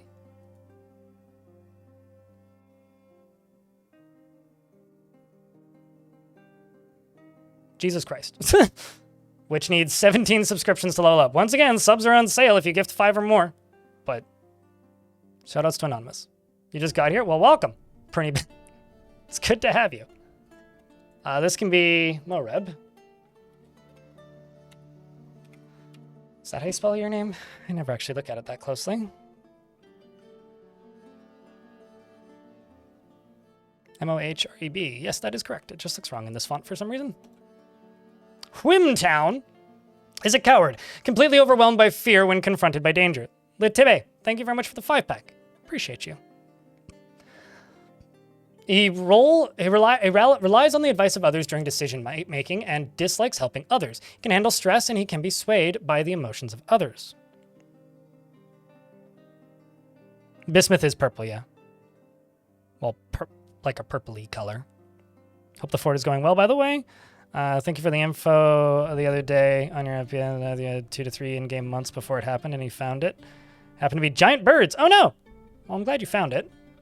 Irene, thank you very much for the 5-pack as well, and for paying forward that gift from Wolfus Wolf. Appreciate you. Magakome, thank you very much for the Prime sub. Thanks much, mate. This is kind of actually a bonkers hype train. I realize that I threw a lot into it, but still. Thank you, chats. This dwarf's last name is Whimtown. But yeah, this is Bismuth. Oh no, that's Quartzite. I'm wrong. Where was that dwarf? There you are. He personally hates those who wield power over others and sees sacrifices as wasteful and foolish, finds leisure time wasteful, and doesn't particularly value the truth. He dreams of creating a masterwork someday, and likes Killinite and silver and plume agate, as well as giant toad leather, coral, chipmunk bone, and the color gray. Bucklers, quivers, crutches, and water buffaloes for their water wallowing, and giant emus for their size. When possible, he prefers to consume carrot wine and rock nuts, and absolutely hates leeches. I should also comment, because somebody said that like they're sorry that I can't make content that I don't like making. No, I like the content I like making. The one thing that's difficult to make is any long-term projects. And it's not that I don't like making it, and it's not that I don't like making shorter-term projects. It's just longer-term projects are infinitely harder to keep the interest of the audience. There's a streamer named Thorlar who's been around for forever. I also hate leeches, I agree. 6 more subscriptions to level up that hype train to level 10, which is nuts. But thanks, chat, for all the support. And he used to do these giant pixel arts in Minecraft. He used to do these huge tapestries. He did like a 1-to-1 pixel perfect, StarCraft Brood War box art. And he did a bunch of stuff like that over the years. And while making that stuff, he almost had to quit doing this as a job, because he took on a project that took like the better part of a year to complete. It was just this giant mural, like pixel art thing, and people just tuned out at a point because it was very repetitive and a very long-term thing. And after that, he was just like, I can't do any, I can't do any more long-term forts like this, or long-term projects like this, because I will have to quit making content. So like, I kind of think it's a similar-ish thing. It's like, you can only do big projects when there's interest. So, and that's a level 10 hype train. Holy shit. That's crazy. That's all I got, is that's crazy, chat.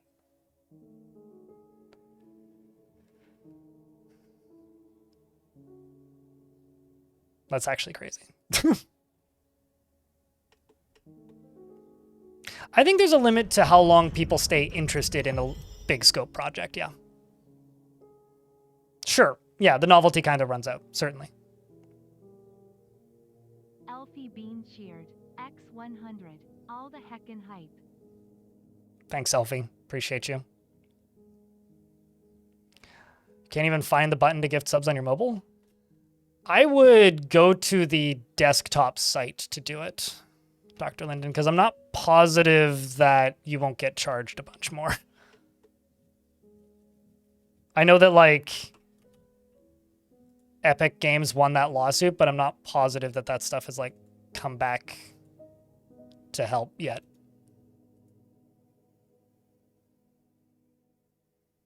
You do keep them forever, yeah. Krampus.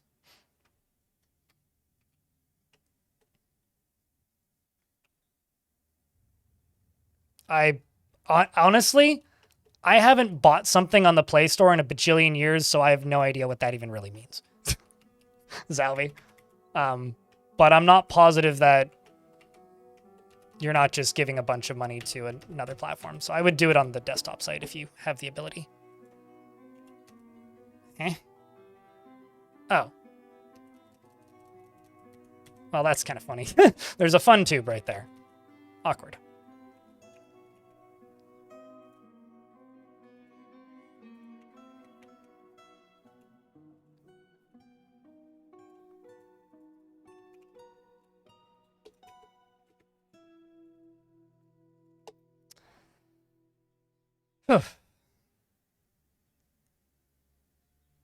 But, like, Epic Games just won a lawsuit against Apple to make them not able to do that anymore, which is why Patreon no longer has that problem if you don't have the Patreon payment or payment option that I have, which is the one where you actually get a decent cut from them.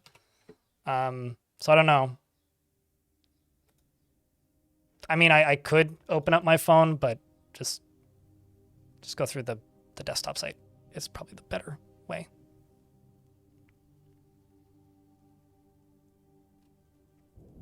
It's okay, I deciphered the typo, Justin.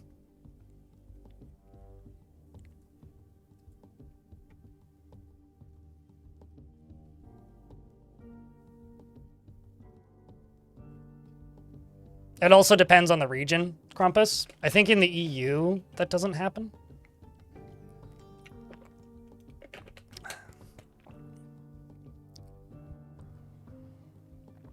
You specifically? Somebody gifts out via sub, please.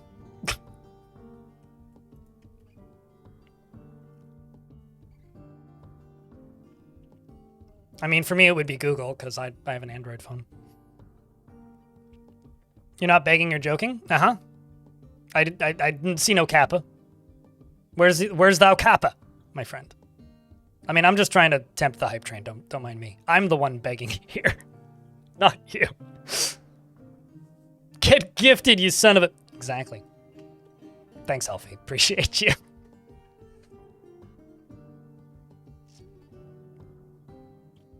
I mean, I used to joke that, like, when people ask me what I do for a living, I would say, oh, I'm an internet panhandler. Used to be my joke, so, you know. I know what I am.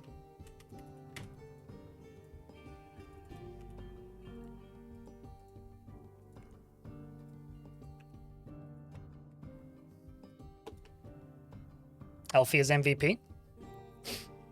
No, I'm not. That is, like, abjectly false, because that actually is a job, and I would have to report what I do for a living differently to the federal government as part of my taxes if I did do that.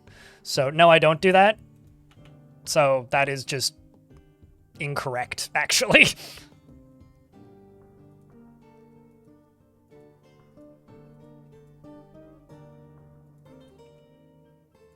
Trust me, you don't want to, Mooncat. Although I am, unfortunately, a frequently harassed online entertainer.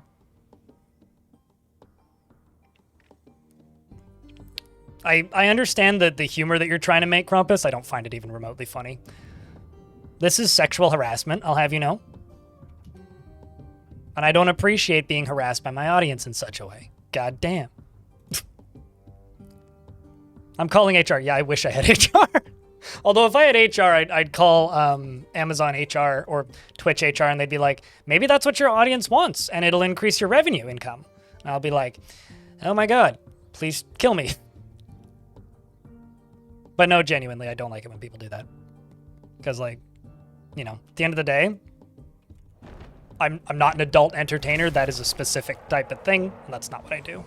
It's like calling a ballet dancer an exotic dancer. It's like, well, you could do both, but that's not what that art form is.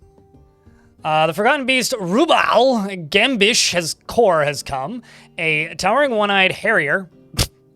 It has mandibles and a gaunt appearance. Its gray feathers are long and sparse. Beware its fire.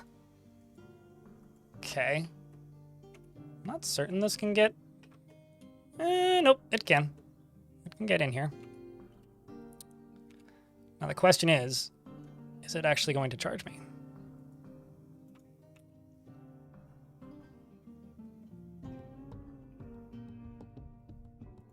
This joke is not funny. I repeat, this joke is not funny. Can we talk about literally anything else by chance?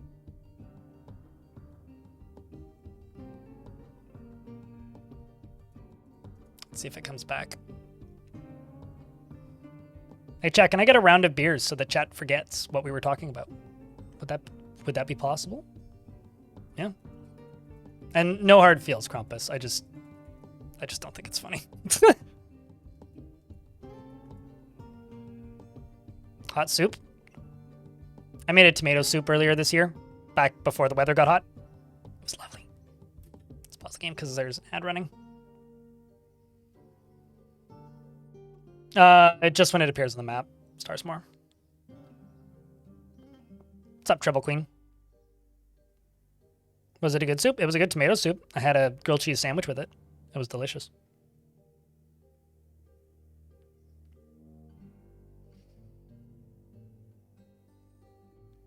Has anyone noticed a surge of desktop pet type games? I think they were probably all in development while everybody was working from home. And so a lot of people made little work from home pet games for themselves and then went, I should sell this. And now nobody works from home anymore. And so they're all going, oh God! But yes, I have noticed a surge in, well, okay, a lot less people work from home. Bonsai pudding, yeah, basically. Favorite soup? I saw a dating profile recently, which I swiped right on, that said, soup is a dip and you can't change my mind. Dr. Linden, holy shit.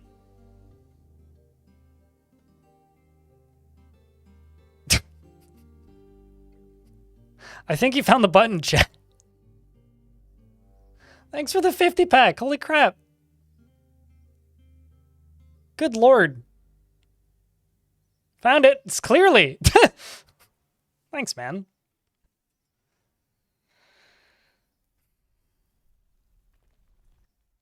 But anyway, no, I'm kind of with this now that soup is a dip.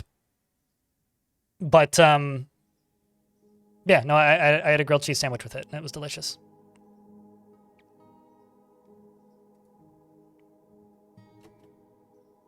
I think a lot of them are also that. Elfie is like, they're making something else unrelated and are just like, hey, maybe this will make us a couple $1,000 and cover a month of development time. I do think there's a lot of that going on. So is it going to go fight the Crundles? It's going to go kill the Crundles. Where was that Crundle that killed the last Forgotten Beast? Will you be a hero twice? Crundleopagus. Or are you already dead? You may already be dead. Nope, that's the previous Forgotten Beast.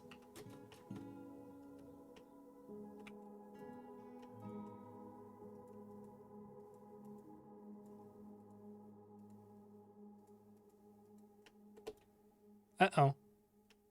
I'm not seeing the hero Crundle anywhere. You didn't already kill it, did you? Nope. Well, you're certainly killing one. Great balls of fire.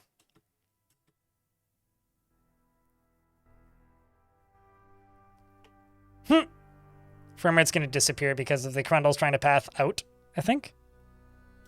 Let's just pause the game real quick. Oh yeah, because they can't get through here. I'll just clear smoke. That'll bring the frame rate back temporarily. Yeah, no, that's not going to do anything. Well, this will be fun.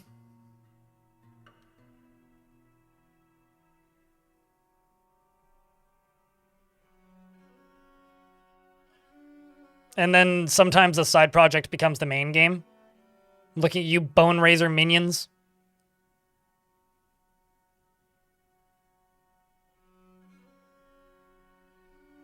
Simply put, developer who was working on a game that I was really excited about put his game on pause to work on a side project, put out Bone Razor minions. It sold really well. And then he spent 2 years updating Bone Razor minions. I'm just going to extinguish all. Oops, no. Extinguish all. Puts all the fires out. This will bring the frame rate back so that this fight can go through quicker. Or in this case, it flies away. Yeah, Dwarf Fortress was also a side project. This is true. Now it's back to fighting in the... Elfie, thanks for gifting a sub to Telenartho. Hello, Telenartho. How are you? Good time zone indeed. Feel like a sandwich with soup is evil somehow? I mean, you're Jesus. You have, like, single-handedly, like, indoctrinated and enslaved and convinced entire populations of terrible ideas. So, look who's talking. Also, you're a zombie. When are zombies the good guy? What the hell? Jesus says that soup and sandwich is evil. Tisk. Jesus claims that's besides the point and we're talking about soup right now. I don't know if that's true. Are we the baddies? Duh. Well, okay, hold on. Let me just get rid of this fire again.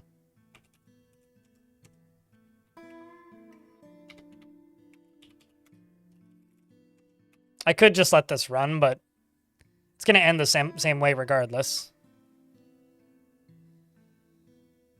All right.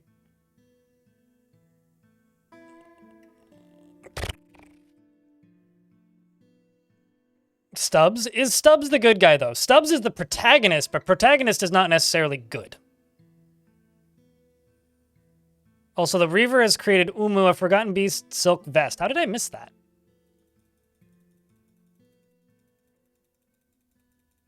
I was going to say, French onion soup is a sandwich in a soup. It's like they boiled a sandwich. Like, that's kind of what that is. I mean, having a soup without a sandwich is like having bacon without eggs. I don't know. I mean, it's like the two kind of go hand in hand.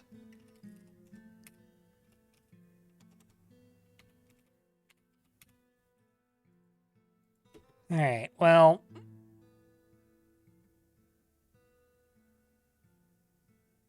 This thing is going to come in and fight me.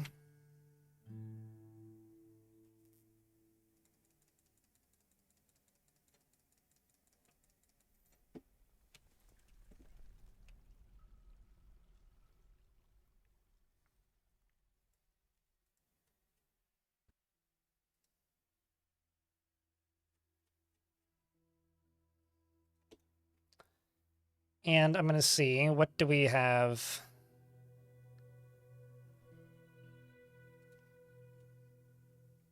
For dwarves who can use crossbows. Got export Mark's dwarf. Throw you in there. And I'm going to set these guys to ready, although I need to pause the game again.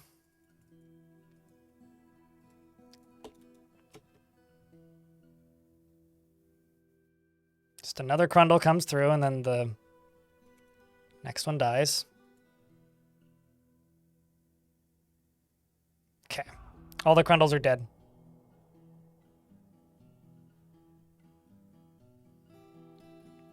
I do think it's actually unironically very funny, Dr. Linden, that my vacation is going to be a shorter time away from stream than my week where I just went off and edited for a while. Like, as far as, like, streams that I'm going to miss, my vacation is going to be shorter than that. Okay, so this thing is still bleeding very heavily.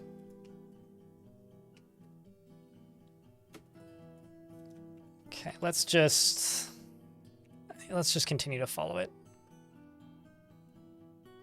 Also, the Crundle that killed the other Forgotten Beast is still alive. It was one of the ones that got away. Wait, what? Did you just fully heal? Oh, I see. All of your fat burned away. Well, that's unfortunate.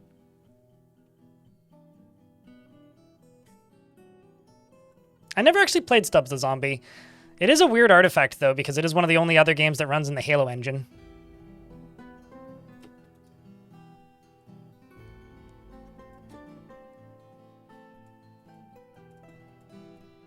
Okay, so he's now killed that grasping matched the Crundle that... Now the rest of you is melting. The Crundle that killed the previous Forgotten Beast. Now it's the Seal of Caverns because of how many Crundles it's killed. An elote soup? What is an elote soup?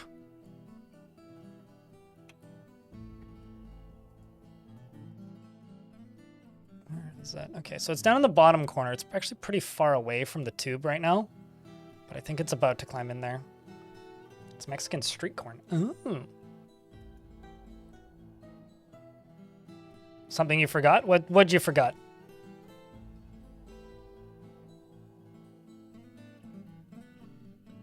I don't want to swim in soup either, don't worry. I don't want to be eloped by soup.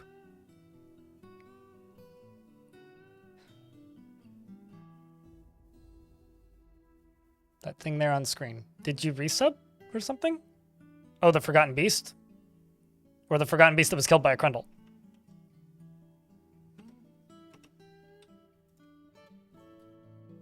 Usually when people say something they forgot, it's because they're referring to like a Prime sub or something, but I'm like, I don't see no Prime sub. So I'm confused. It's possible.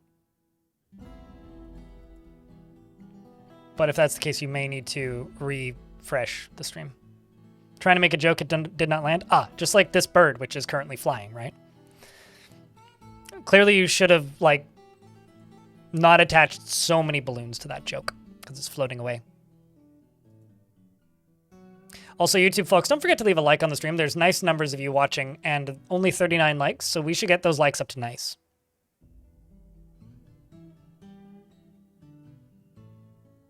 I'm just saying.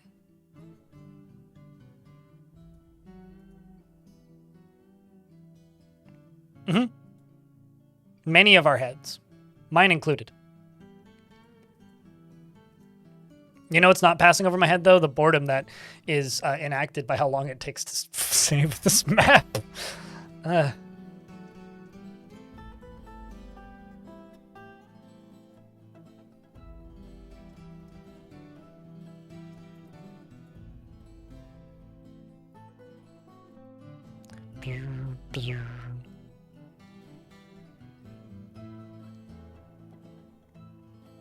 Nah, 10 jokes works, but then there's that last one. Yeah, that last one I was just grasping at straws. To be honest with you. You know what's a really good soup, chat? Although it's almost treated more like a beverage than a soup. Miso soup. One of the greatest things I started doing as an adult was just making sure I always had miso. Like, just in my kitchen at all times. It's like one of those things that I will never... I will never release from the confinement of my kitchen. Miso is genuinely one of the greatest, like, human inventions. Or discoveries, maybe. We didn't really invent miso, but... A world without miso would be a very sad one.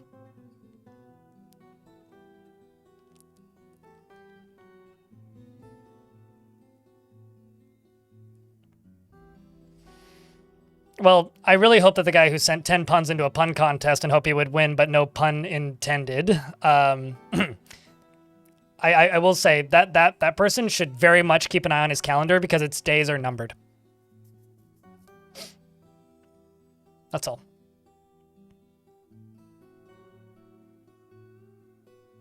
Agreed. Goulash is very much a classic. A little bit...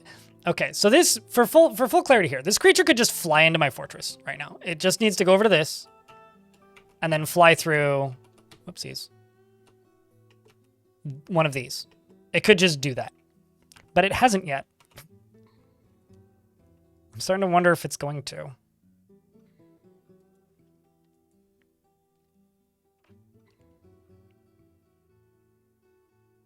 My favorite one that I've seen recently is next to a used car dealership that's up the street from me, Wasp, which is I ate a kid's meal at McDonald's this morning. His mom was furious.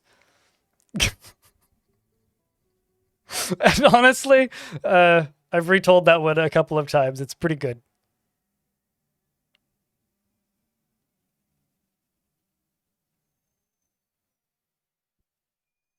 You know, it's funny. Borscht could be Russian,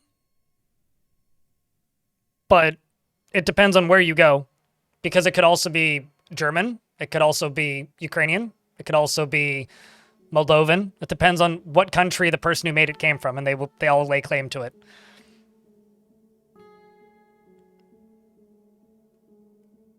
What, his mom was furious one? Yeah.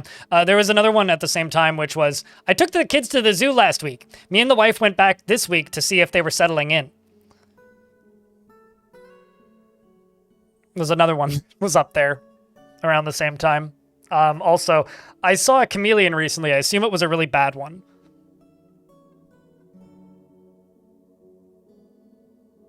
Which also pretty funny.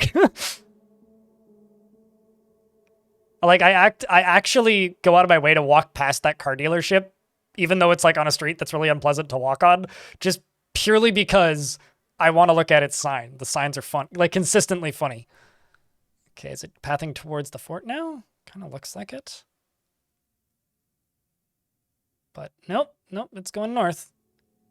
All right, I'm just gonna cross my fingers and hope to die that it's not gonna fly into the fort.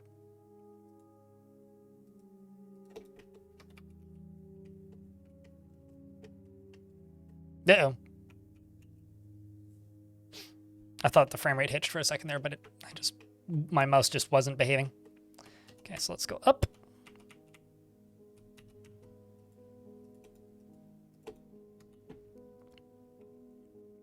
Gonna throw a gear right there.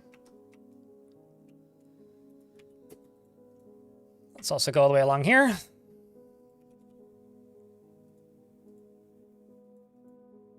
Down to there.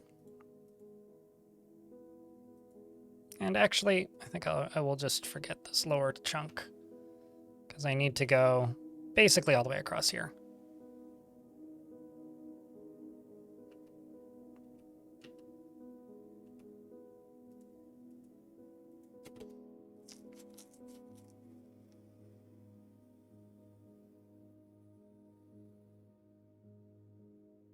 You know, fun fact, I've got injections in my eye before. It's really weird, Starsmore. It, like, warps your vision. It's kind of bizarre. It's a bizarre experience. Like, it's a truly bizarre experience. Crypt arrive, hey ho, crypt wave. Hey ho, it's good to see you, Rolfo. I hope you're doing well.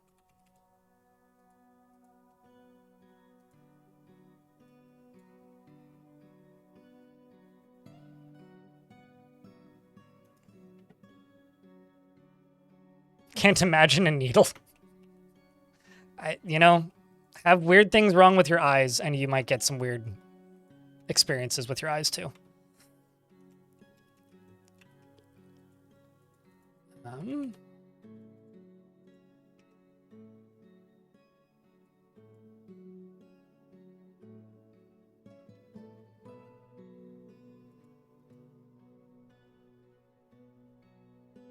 Chat room, can I get a round of beers for Rolf, keeping that sub alive for 35 months? Please and thank you. I don't know you mean GB Eve, about 3 minutes later. Unless you're doing like a what's it called? SpongeBob bit. 3 minutes later. A whole eternity later.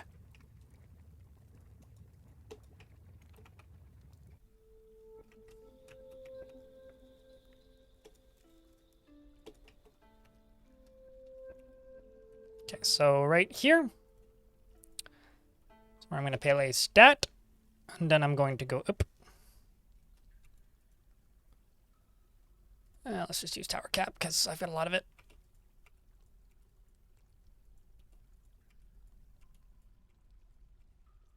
Don't mind that almost major calamity, which wasn't. It was almost a major calamity.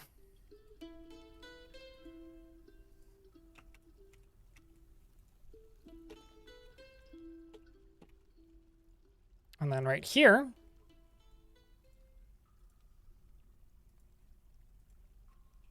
down to here.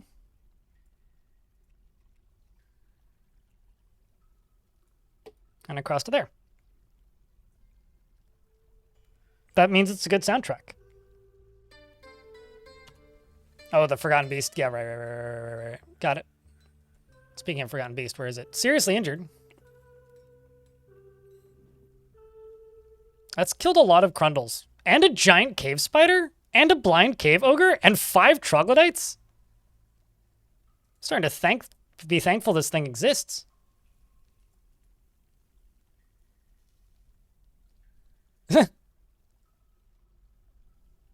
Although, now it looks like it's going for my fort. Also, speaking of soundtrack, I could turn that up a wee bit. Nope, it's going for that poor elk bird.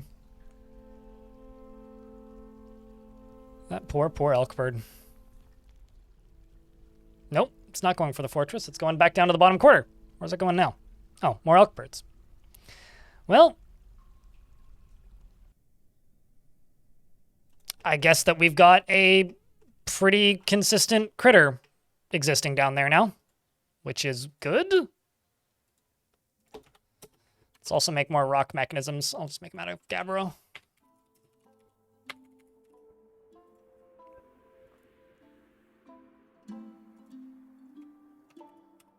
Also, shoutouts to the person who's left a couple comments on my Weather Mountains fort recently, kind of lightly making fun of me for not understanding the UI 100%. Because, like, that was recorded, like, a couple of days after the Steam version released, and I was still relearning the whole UI. It's like, they're like, man, it's weird seeing a veteran player, like, not understand, or, like, forget where this screen is. I'm just like, we were all relearning it, though. Well, it's Dabo and Simon, right? Shoutouts to Simon for his generous contributions and inspiration for this version, and shoutouts to Dabu and Simon for making this absolutely awesome retake. Give them a nickname and check in on them. Argyle Clay. Like, do the, what's it called? The XCOM method. Like, name them something. Name the starting 7 and follow them. That's how you focus on character stories. Give dwarves a name, or if they do something interesting, give them a name. And then follow them around. It's like a dirty closet of stuff. It did kind of get swamped at one point, so it's a little bit, like, muddy. It looked a lot nicer before it got muddy.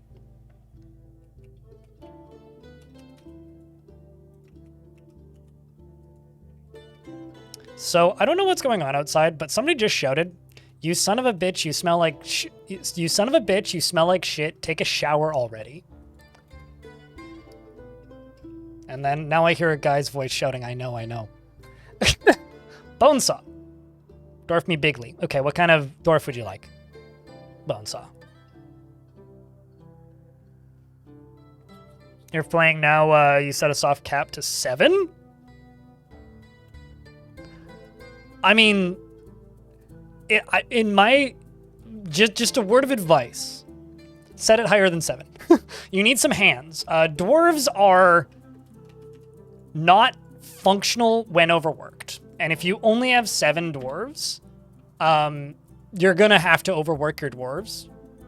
So they will get very upset if you require so few dwarves. I would say put the population up to like 30 and follow the 7 because you need hands.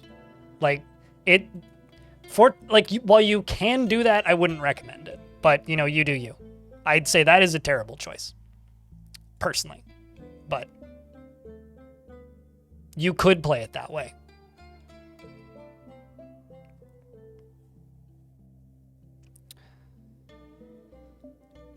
You want a dwarf named Deucim.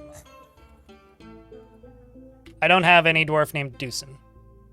Bonesaw. I don't have any wood crafters. I don't have any woodworkers. I have 2 carpenters. Those are not wood crafters, though.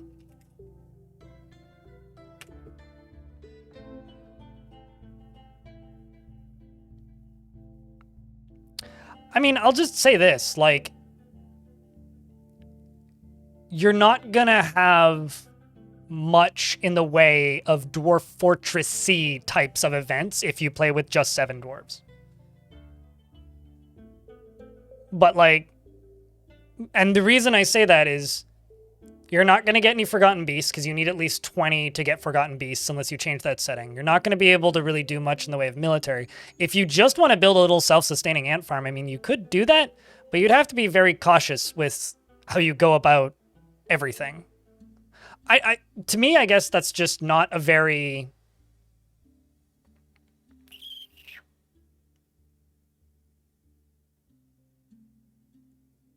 For me personally, that's just not a very interesting way to play the game, but if it works for you, then by all means. You want coal? Okay.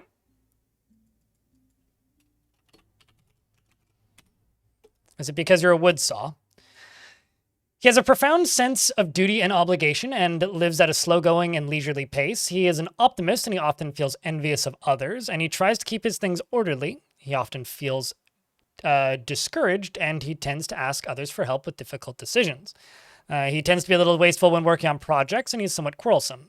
The last time I did a fortress with a population that small, the idea was that I would run a tavern, and it lasted for about 2 years before somebody showed up in the tavern as a were creature and killed everybody. It was fun while it lasted. I can't wait until they fix that. Anyway, he is somewhat quarrelsome, and he is bothered by this since he values friendship. He is not particularly interested in what others think of him and occasionally can lose focus on the matter at hand. He can handle stress, and he needs alcohol to get through the working day and doesn't really care about much anymore. Dreams of raising a family, and personally sees competition as wasteful and silly, and sees those that develop skill with weapons and fighting distasteful, sees sacrifice as wasteful and foolish, and values hard work.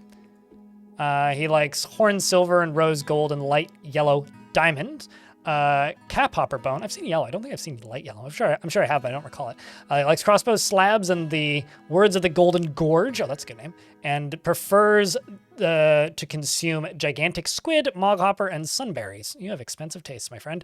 And I'm going to toss you in here because you like all of the things that they do. So you're still going to be a woodworker, but you're going to be a Marksdorf as well. Dreams of raising a family and he hates mosquitoes. That's relatable. And when possible, prefers to consume all of the expensive stuff, right? And likes finger mullet beer and worships Cuddle, who I think is the god of gems. Yes. The god of gems and minerals, more specifically.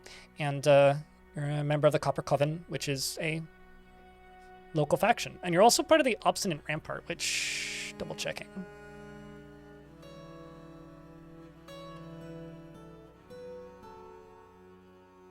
I'm actually curious if there's anybody I recognize in this list. No, there isn't. That's a shame, except for the diplomat.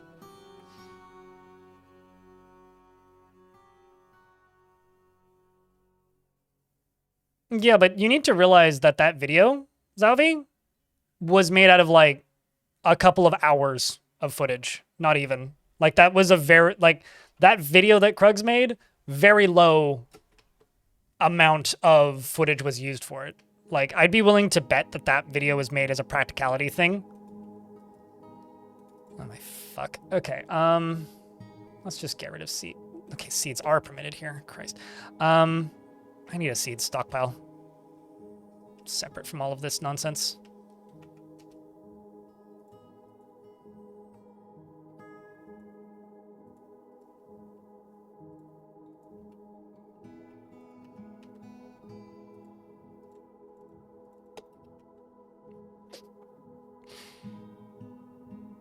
Sunberries are great. I guess like the reality of Dwarf Fort is what makes the best story isn't always the best gameplay. So even though like there's a lot of things that you can do to make great stories, if you're learning the game or new to the game, it's not always the best way to enjoy the game. Because I've certainly, like, some of the best stories I could tell you from things that I've done in Dwarf Fortress are the least fun forts to actually play. Like, that video that has a lot of views that I made, Not even remotely fun to play that for. That was like one of the most unpleasant fortresses I've ever had the displeasure of playing. Like it wasn't fun. It was just like, well, I can't do anything. I'm like stuck. Every time people arrive, things get worse, and it's just a ticking time bomb now. But like, you know, it makes for a good story. I guess that's kind of the same with real life, right? Like some of the worst experiences I've had in my life make for a good story, but they weren't fun at the time.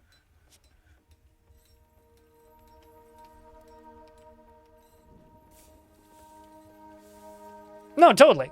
Mapegas. But, like, I don't want to do that again, because fuck me, that sucked. It's just like I don't ever want to do Long Death again, even though some people are like, oh, but that's a different story.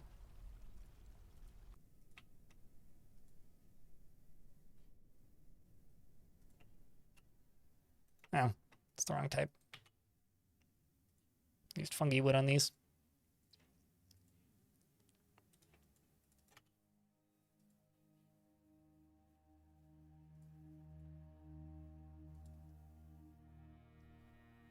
If a dwarf finds skills with weapons distasteful, would they still be fine with wrestling?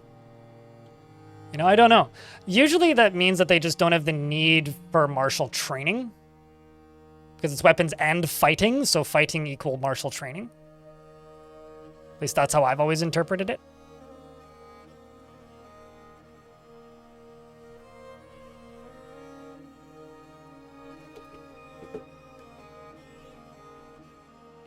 So let's start making pumps. Obsidian, glass, glass. Obsidian, glass, glass. Obsidian, glass, glass. And keep on digging.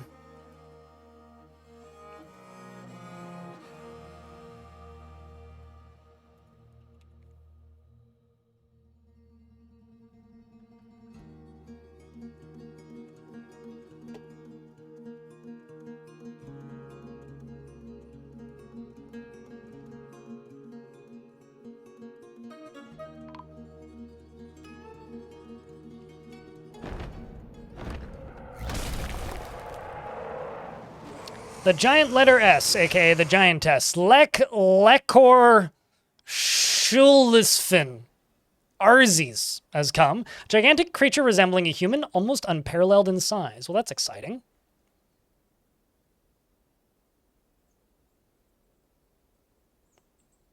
What is the population cap for artifacts? 20 dwarves is when you start getting artifacts. But you can adjust those, I think, in the raws. I don't think those are in the difficulty settings. I could be mistaken, though. But yeah, for me, like, the minimum that I would ever be willing to play Dwarf Fortress with is 20 dwarves. This can be solved with Bezos bucks, GB. Also, investments are open, chat, if you want to invest your tickets. Yep, we got a giant lady attacking us.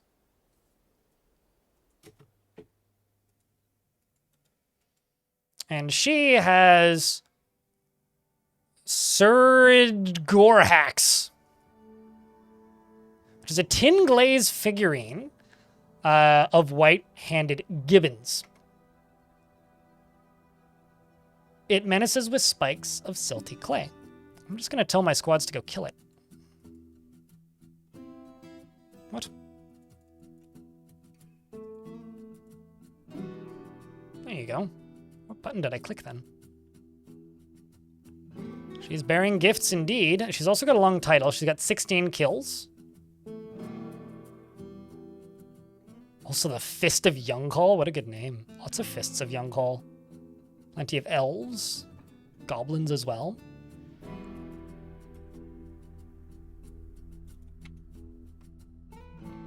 She has, in fact, been marked for death. Yep. Whoop. Dwarves appear to be stunned in most cases. The Swordmaster bites the giantess in the foot. Somebody's into that.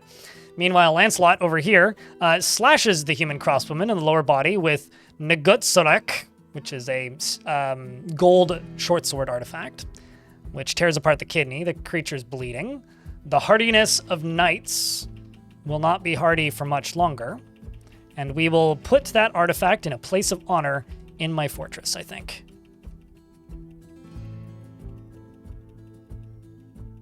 Deity name you got was the Dead Itch. My favorite deity I ever got was a Fluffy Wambler.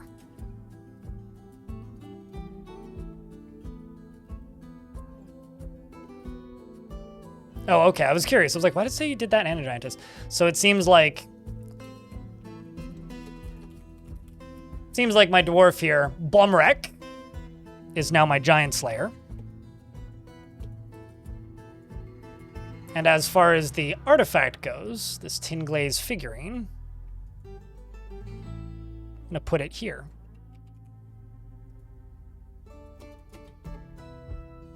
Because that's quite the artifact. And I will cherish that. My dwarves are gonna go clean themselves, seems like. Non-artifact weapons are as good as their metal counterparts of the same type. However, metal or artifacts, any artifact or any named item gets a built-in aim bonus, which makes them just better by default. So yes, they are just better, but also they're better because they get that aim bonus. So if you have like, I don't know, a gold sword artifact, it's not gonna be very sharp, but it will get that aim bonus. They get higher numbers of attacks of opportunity, basically.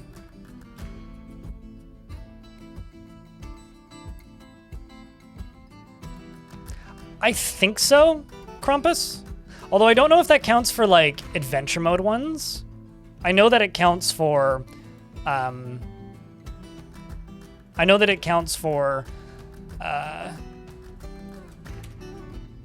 items that are named by soldiers, but I don't know about adventure mode. But yes, items with a name have the same buff. So like if you get a godly weapon from digging too deeply and greedily, the ones that you have to assign to your noble, those are considered the same.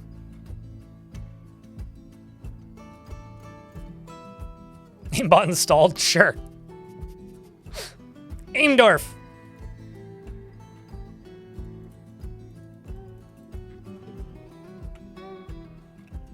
Wrong button. Are we still digging? Doesn't look like it.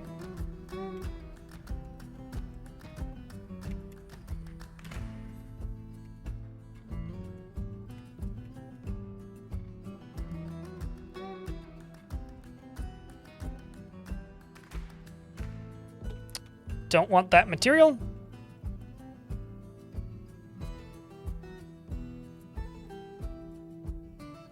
Let's go obsidian, green glass, because there needs to be a wall placed here.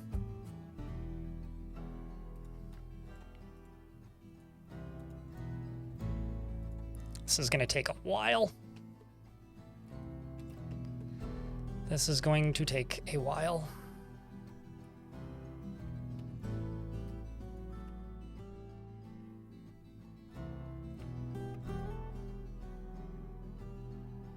The weapon isn't named.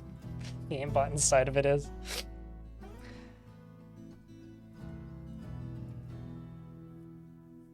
I've always loved the term aimbot.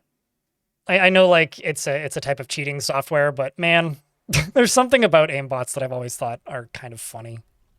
It's a very easy thing to personify, I guess. It's like, isn't that the player character in Metal Arms? I think that was the name of that game. Sounds right.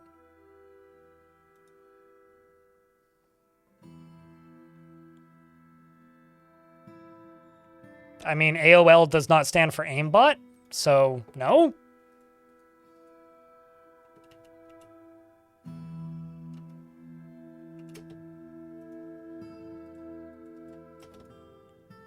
No, sorry. You're missing a whole letter. That would be ABOL. You can't put a hyphen in there and then, like, Relinquish all security. Roger, roger. Those certainly were not very good aimbots. Those are very cheap aimbots.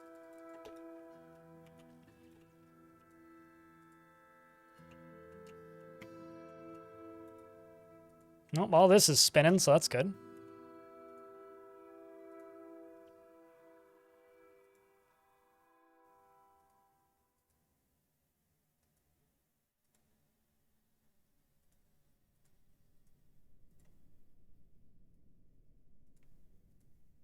Although, if you've ever played Dusk, setting that game to the hardest difficulty might as well be that. Like, turning on an aimbot. I tried for about 10 minutes once to play that game on the hardest difficulty and just kind of noped. I was like, yeah, nah, I'm good.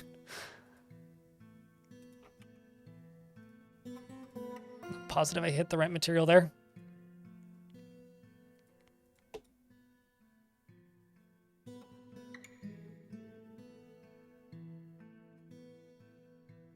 Are we talking about Star Wars? Because I'm not the person. I know what a Millennium Falcon is, and I'll be honest with you, I kind of stopped paying any attention to anything Star Wars or thinking about anything related to Star Wars after I reached the age of, like, 12. So if you're asking me, I'm not even positive that a B1 is a Star Wars thing. I assume it is. I do not know. No idea. Also, don't really care, but no idea.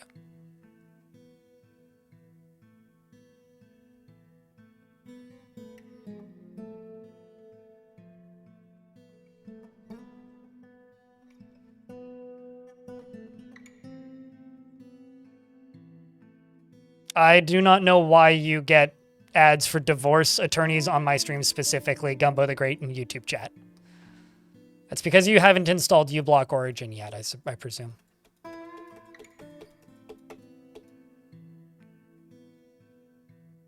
It's trying to tell you to divorce the ads.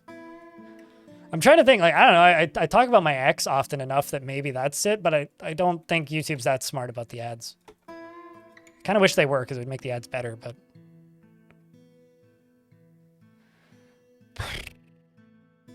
Let's see. Hold on. I need to go down to here.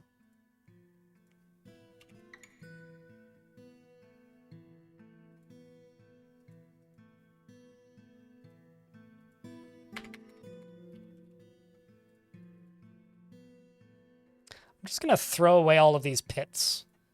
And I'm going to go to trash, and I'm going to go to food, and I'm going to go to seeds and just type in pit, because they don't really use these for anything, or at least I'm not using them for anything. It may actually just be easier to get rid of them.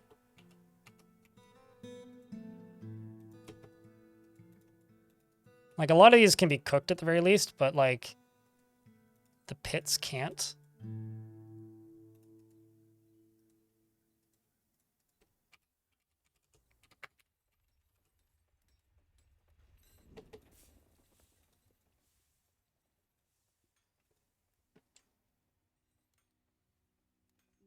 Pretty much a waste of bags. Yeah, well, sometimes I'll just use them as a way to sell bags, but...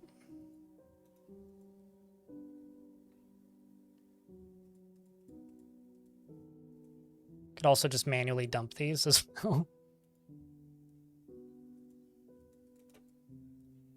I'm not positive. Oh, actually, here, let's just do this. Pit. Look at all these bags. Look at all these.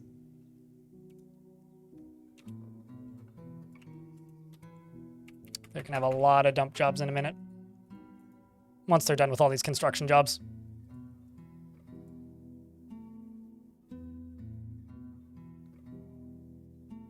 They made an anime. I know that there's a Hobbit animated movie.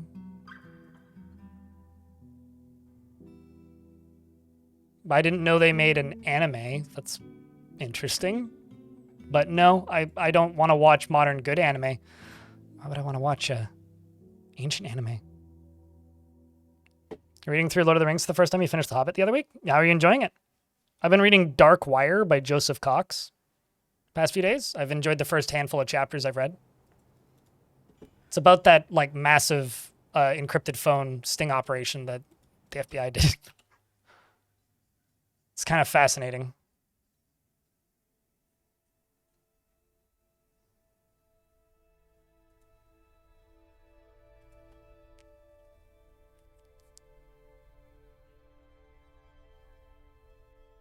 So what you're saying is it's not a shonen then, Malsp. Grinding peppercorns with a mortar and pestle? That'd do it. It sounds like it would be tough on the wrist, though, after a while.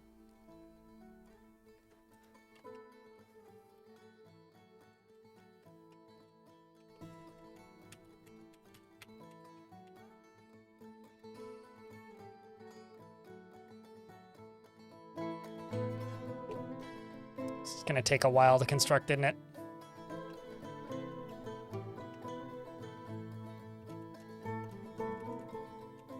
The other thing I should probably do over here, actually, is I'm going to go over to this. And I'm just going to dig through that and see how much more I can see.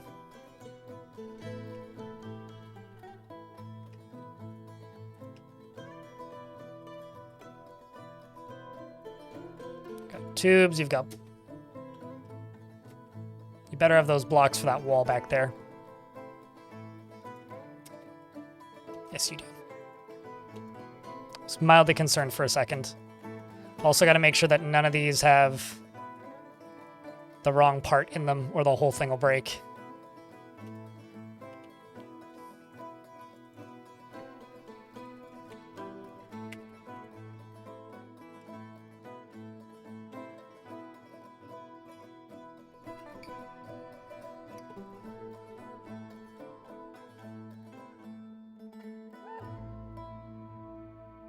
I mean, I have a peppercorn grinder, yeah, which is what I use. I would agree that YouTube ads are getting worse. It's a self-perpetuating cycle of bullshit. The ads get worse because people block all of the ads, which is fair and you probably should. And then because people block all of the ads, less people are willing to pay for ads. So because less people are willing to pay for ads, YouTube just kind of settles for whatever it can get. And the result is you get worse ads because nobody pays for the ad. Nobody wants to pay for the ads. So it's like this self-perpetuating cycle of bad. Where do I want to move all of the lava? Off of the map is where I want to move all of the lava.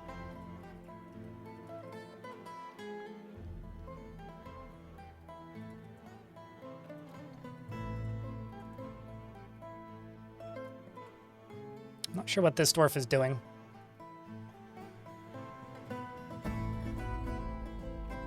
So I'll let you do other tasks. So have I seen much more of this down here? Not much. Up to here.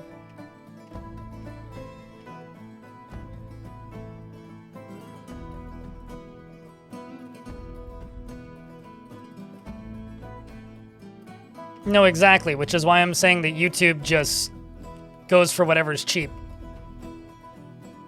That's what I'm suggesting, is YouTube just goes for the cheapest option.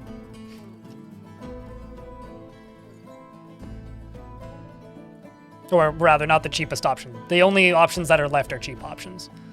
That's the reality. Also, I think their entire advertising process is automated.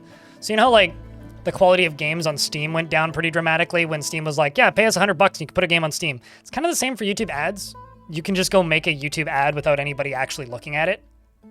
And, you know, because some crazy stuff gets through the YouTube censor algorithms, it's kind of the same for, you know, their ads, because people will just advertise whatever, regardless of if it's, like, something that people want to be seeing.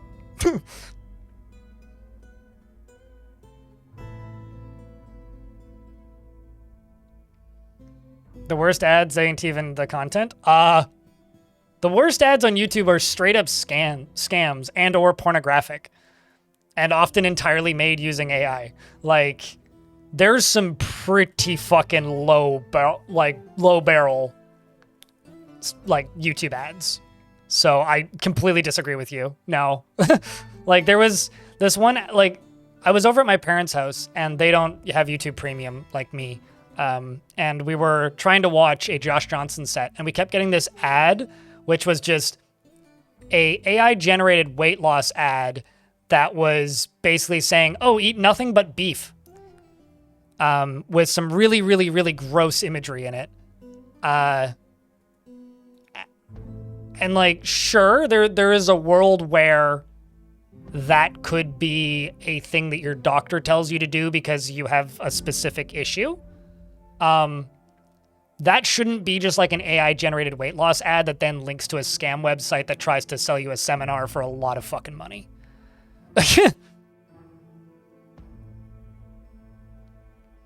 But there's also ads that are just straight up like, send money to this Bitcoin address because fake AI generated celebrity is endorsing it. Like there's ads that are just that. So there's some pretty bad ads on YouTube.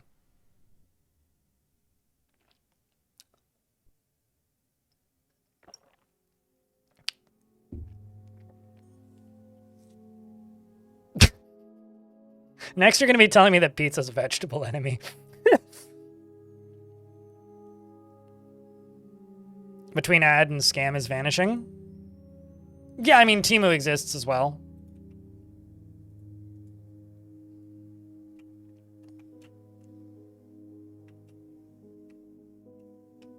I got you four basic food groups: beans, bacon, whiskey, and lard. Yeah, it doesn't, that is true. It may contain vegetables. And I don't consider wheat a vegetable, by the way, so you can't just be like, it's flour that, the plant does not equal vegetable. Some plants are vegetables, not all plants are vegetables. I'm aware that tomatoes are a fruit. So are pumpkins.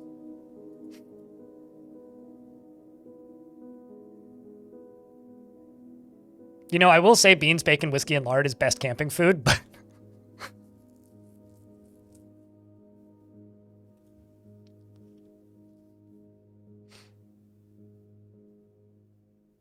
Not according to Wikipedia.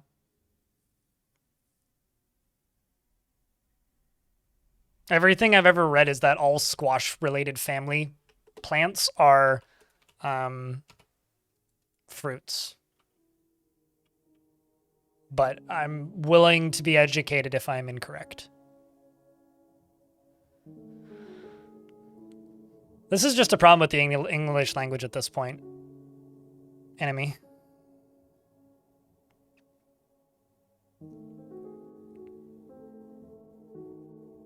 You've always said you heard a great saying that intelligence is knowing a tomato is a fruit, wisdom is not putting it in a fruit salad. Yeah, no, I agree.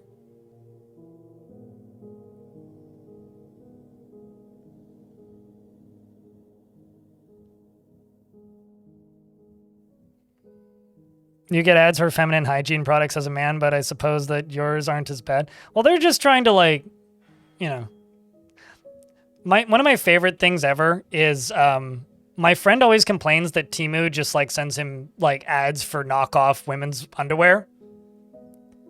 And I'm just like, okay, so, like, where do you live? And he goes, well, says where he lives. I'm like, who do you live with? And he goes, my mom. And he goes, that's why. They're just looking at your IP. They're not looking at you specifically. He's like, oh, jeez. And his mom buys stuff on Temu, so checks out. I was going to grab a thing. What was I going to grab? What was I going to search for? Construction, I think. Who is making that last? Not you. You. Yes, you, Bismuth.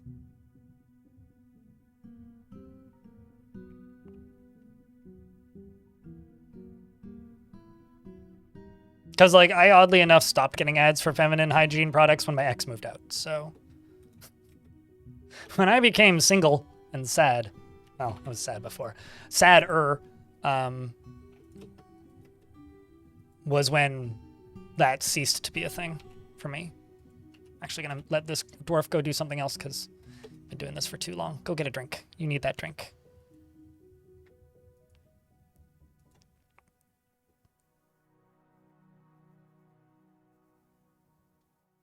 Now you're hungry, Chet? Me too, to be honest with you. Although I'm hungry for, like, a papaya. Just eat beans. You know, when I was broke, which was from about 2012 when I moved out until 2022, Maybe like late 2022 was when I finally started to be like financially okay. I ate an inhuman amount of beans, kidney beans, chickpeas, broccoli, and green beans, and salt, and pepper. Okay, so now this is beginning. So this is just pumping lava directly off of the edge of the map.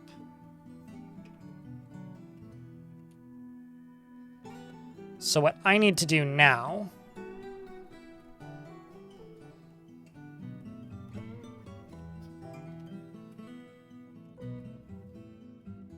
is start dumping buckets of water along here, or pump water into here. But it is draining. It is draining.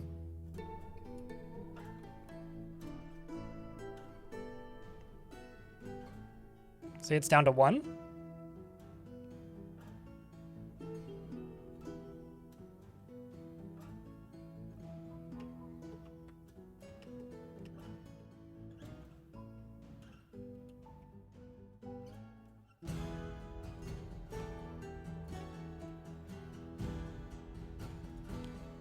Let's see, are we gonna get it down below 1 though? That's the question.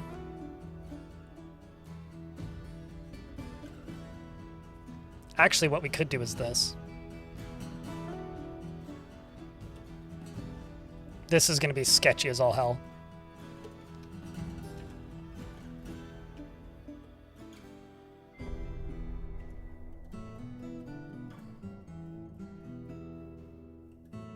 Like, actually, this is gonna be really sketchy.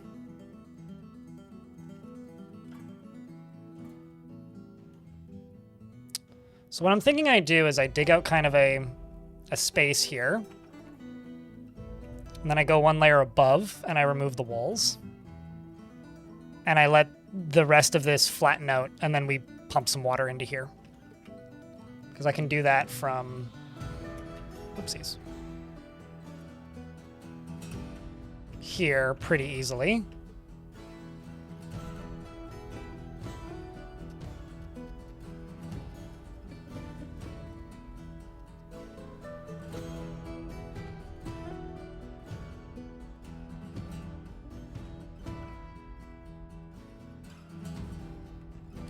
So I need water from over here.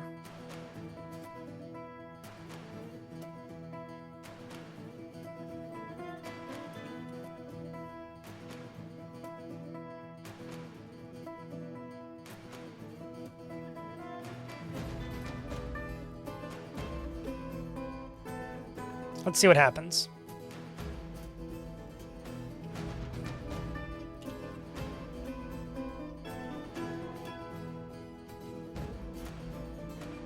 I love that every time I look up at the notifications, I just see Emperor Iron is stumbling around obliviously, because that dwarf is just like dying of stress right now. This area is the next one we need to do.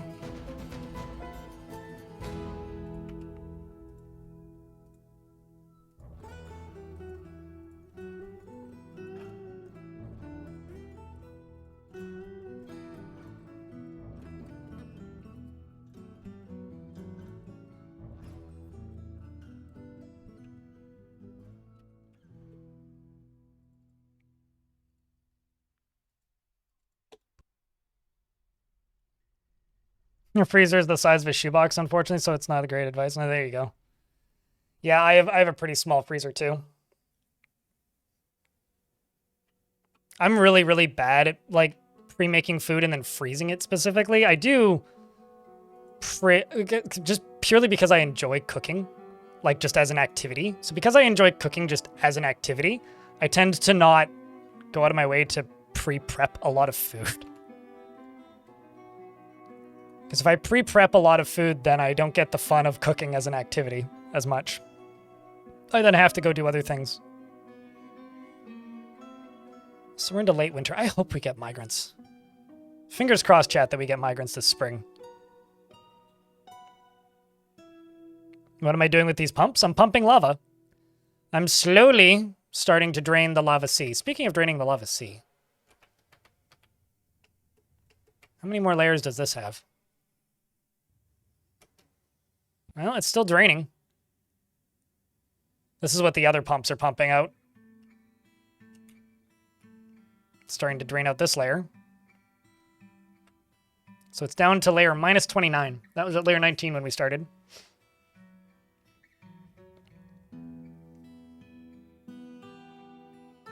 The thing is, though, when you freeze something, it pretty dramatically changes the texture and the flavor. So I don't agree that's where the freezer comes in, because the freezer... saying that you're keeping something fresh in the freezer is kind of an oxymoron for a lot of stuff. I would prefer to eat a fresh burrito than a frozen burrito. Does that make sense? So if I have the time in the evening to make a fresh burrito, I'm going to make a fresh burrito. Like, the only time I pre-prep a lot of food is when I'm edible. Yeah, is more what I refer to it as, enemy.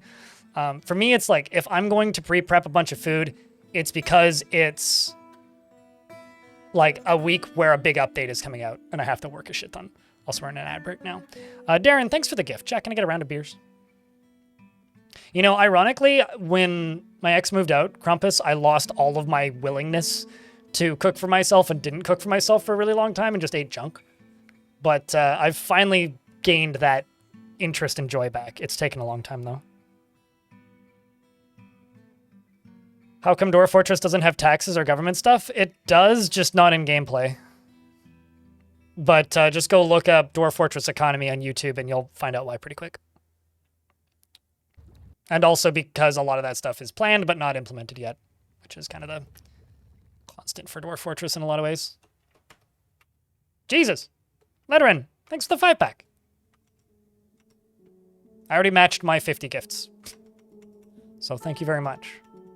Continuing to add on to the pile. It's very kind of you.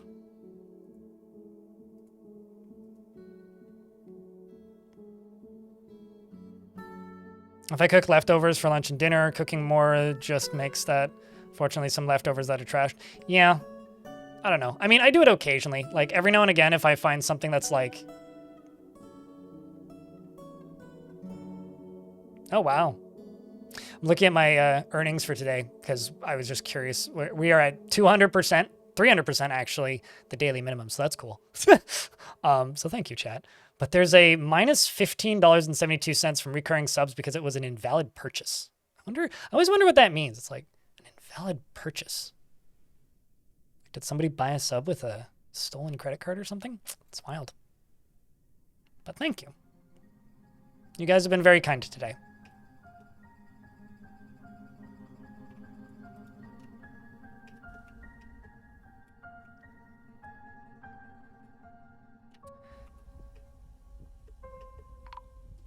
Uh-oh. Thief! Protect the horde from skulking filth. Magma crab has given birth to boy.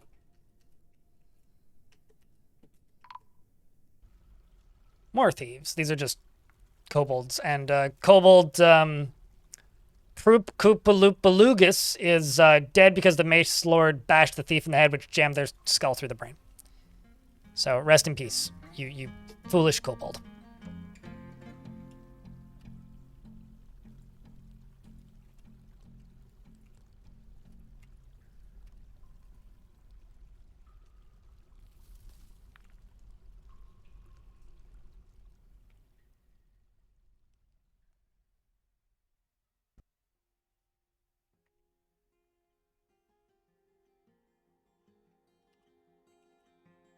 The other thing I'm going to do is I'm going to go across here. I'm going to start grabbing buckets.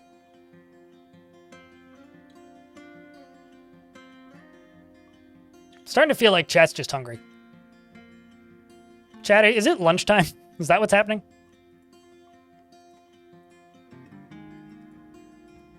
Speaking of mushrooms, I bought a lion's mane mushroom growing kit. And I finished my first mushroom, and now I'm working on my second of the kit. And it's about this big right now. So I'm probably gonna eat that for dinner. Since we're talking about food, because I will be going away for a week. Thankfully, I have a neighbor who's willing to water my tomatoes, but I'm not asking him to water my mushroom garden. Was it hard to grow? No, I just sprayed it with water once a day and then I had a mushroom. Although this wasn't all in one kit, right? So that's kind of a probably easier than would be normally to do such things. Depending on the time zone it is. No, certainly. I mean, it's 1:16 here, which is pretty much lunchtime. You started eating a burger, so it's working even though it's not lunchtime. It's like a late, well, that's just dinner time actually, Emmanuel, in YouTube chat. Your tummy is just bored? Right. I was listening to two guys talk while I was on the ferry recently, and somebody was just like, I can't tell if I'm hungry because I want the pleasure of eating or if I'm actually hungry. I'm like, sitting there thinking to myself, like, yeah, that's a pretty good way to put it. You just want the entertainment of eating something, or are you actually hungry? So I'm not positive that this is going to work, so I'm just going to get rid of all this, and we'll see, because this is probably enough.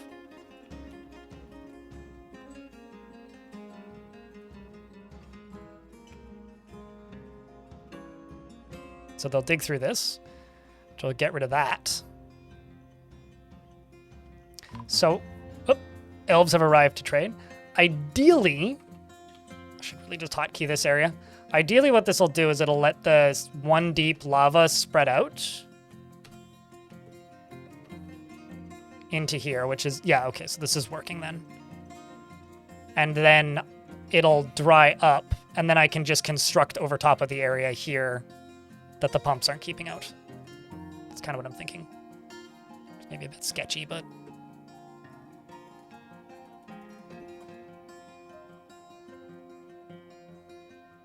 To my pea brain, bored and hungry are about the same thing.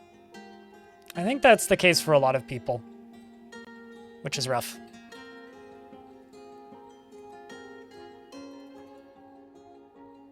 I think that's also called, like, getting the munchies, right?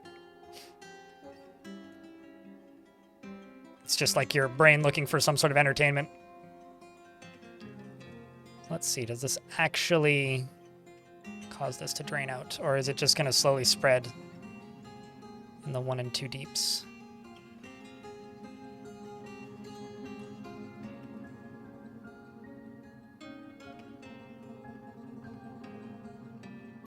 Yeah, looks like it's just slowly spreading. Okay, well, we just got to get some water into... Oh, goddamn. Vile Darkness Force has arrived. This is... This is...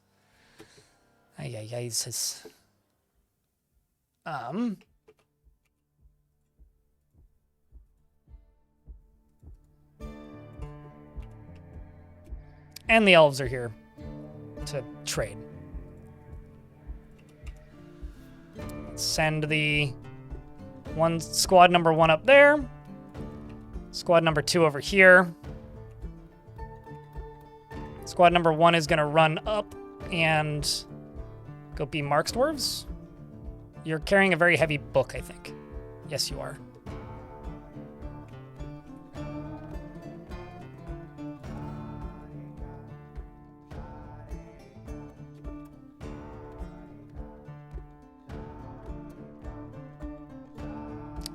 I need to acquire more crossbows, and I also need to acquire more bolts. Although I have an ammunition stockpile right there, so they should just use that. But I'm also a little scared to go tell them to... Oopsies, wrong screen. A little scared to tell them to go do that right now, because I don't want them to go run and pick up a bunch of ammo that's just going to get them killed.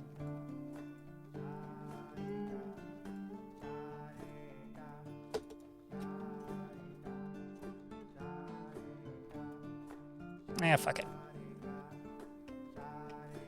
I also need to make quivers.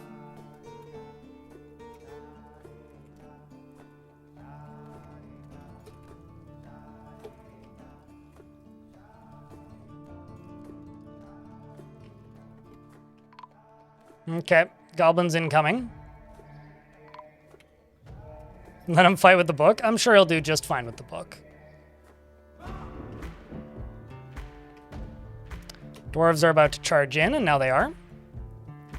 Aereth, the sacred fortification and legendary swords dwarf, is charging forwards with a obsidian short sword, stabbing a goblin repeatedly and slashing them in the upper body with the obsidian short sword, which bruises the muscle and the left lung, makes it harder for them to breathe, and the force pulls the neck, tearing the fat, and the upper spine's nervous tissue. They should acquire some brave tissue then. The sacred fortification slashes the goblin bowman in the upper body with a obsidian short sword, jamming the muscle, or jamming the false ribs through the heart, which actually killed them. It's like a blunt force trauma death. The goblins are continuing to move forwards, and the dwarves are now popping up and over the drawbridge walkway, and are now moving through the goblins as if they aren't even the slightest threat. Because they aren't. I send the dwarves back to training because the fight is over, but there is one thief left, and they're running after him really quickly. Did you get anything? Oh my god, you have a lot of bags. Goblins have such this weird obsessive thing with bags. Like, look at this goblin. He's got 5 bags, right? Because this goblin, Mato, has been here 5 times. Every time they appear, they have another bag.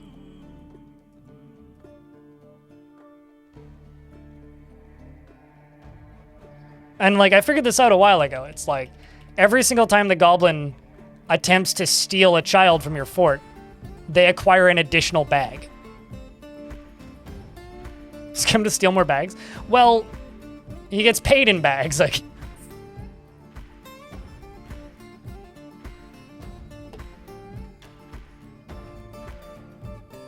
Well, he won't get another one next time.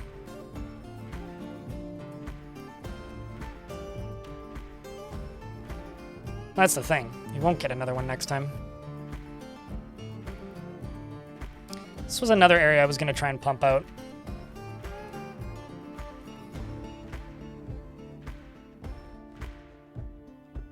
This is another area I could very easily set up. Why don't we do this one too? Because I'm trying to like figure out how best to do this. That's the other thing that like I guess I sort of talked about a bit here is like I'm also trying to figure out the most efficient way right now of doing this kind of lava sea draining because I haven't done this really. So I'm doing a little bit of experimenting. I probably could go to the wiki and just like read somebody else's strat, but it's too easy.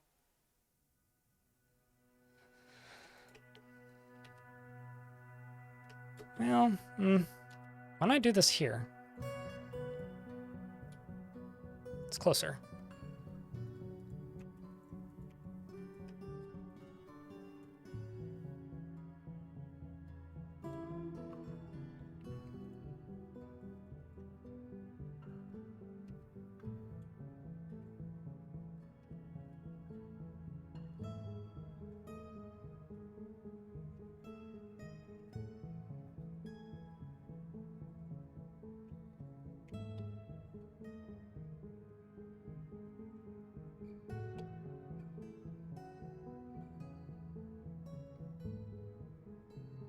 Goblin bagonomics? Sure.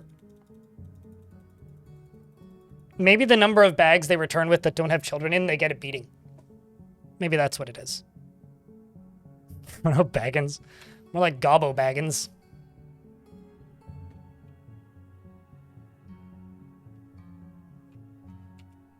Something burning?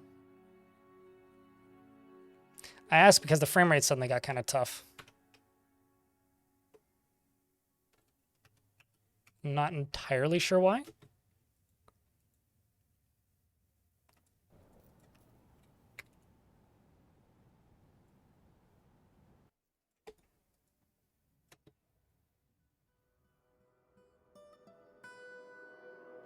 You guys can't see it because it's behind my head, but the frame rate's at 40. It should be at 55.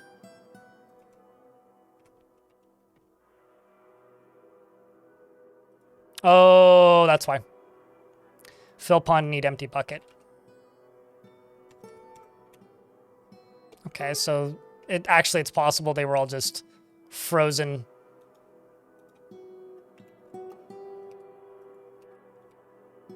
because of the cold weather.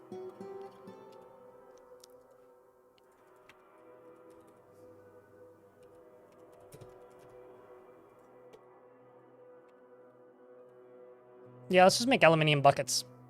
'Cause those are nice and light. Currently, I just have gold buckets, which are kind of heavy. Kind of heavy, you know? Okay, what did the elves bring? I'll just buy the fruit if I can.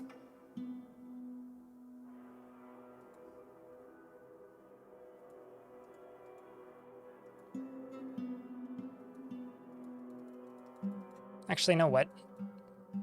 Sure, I'll just trade the 1 gem for that. Thanks for the extra fruits.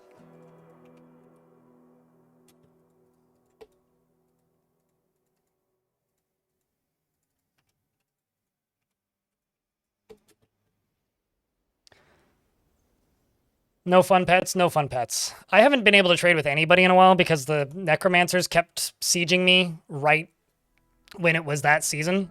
So it's actually been a while since I've had a proper, how do I word this? It's been a while since I've had a proper opportunity to get,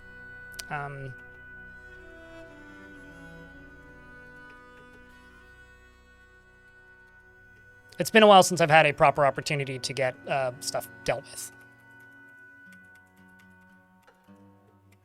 Or to get trading done, rather, because they just keep on causing me nightmare level problems. That's the word I'm looking for.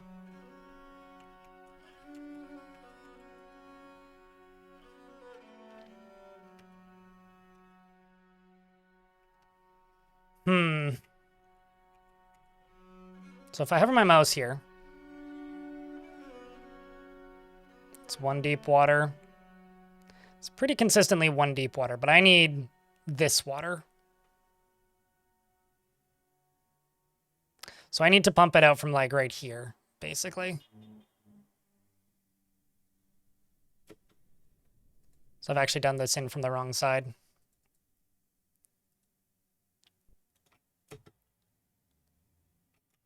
Let's also wall this off. Actually, why don't I wall this off?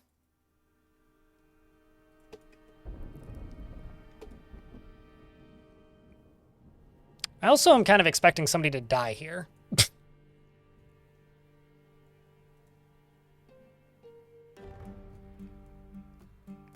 But we'll see. Also, we kind of already have fun pets. I already have elephants. I don't really need more. Animals are just kind of a lot. And I do already have, you know, elephants. Not that, like, you know, more isn't necessarily better, but I do already have elephants. That dwarf, you scare me.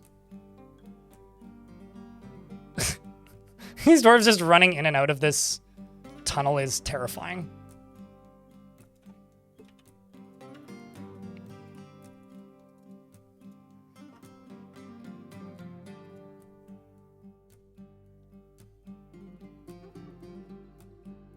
That's also terrifying. At least you had a nice shower, dwarf.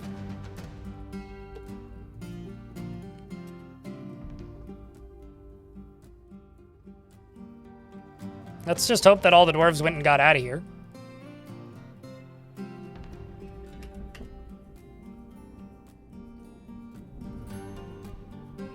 Also, I beg your pardon? Okay, no, never mind. That said 4. I was like, does that say 2? Like, I thought this was draining, which it's not, but...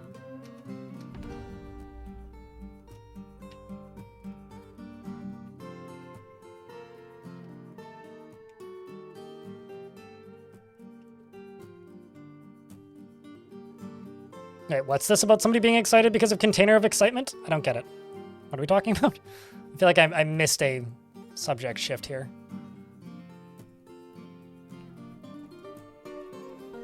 Okay, we're gonna do this. You're making dumb puns. Ah, okay, got it. I mean, not really, but...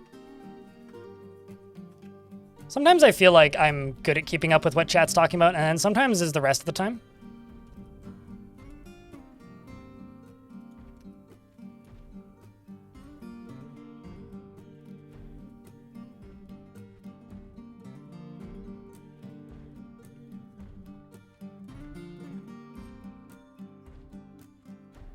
The goblin with 5 bags, right. Okay, so this ain't working at all.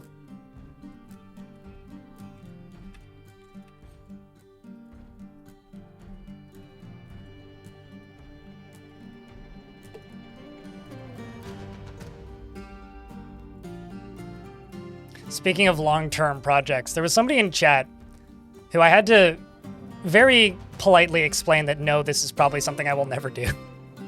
There was somebody in chat who was asking me a couple days ago while I was streaming this fort what the possibility of me making a surface fort, but everything that I build is 3D printed using basically lava.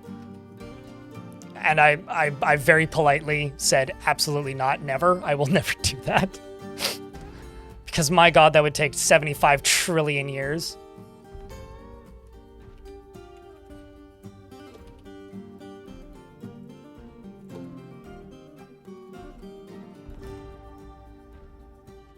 And unfortunately, I think my time is worth more than that.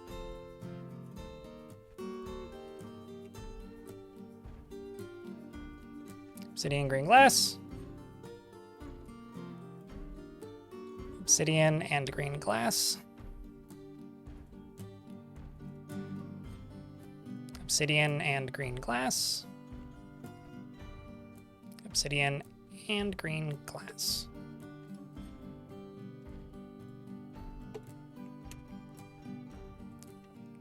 Let's do green glass tube. I was going to do clear glass, but I'm just going to do clear.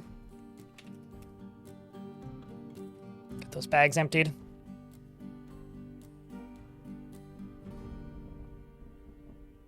I think it's like people are very Minecraft pilled. And knowing how to make obsidian in Minecraft is like, congrats, you're good at Minecraft, I guess. That's kind of my theory anyway. I don't think there's much else to it. I think it's pretty much just that.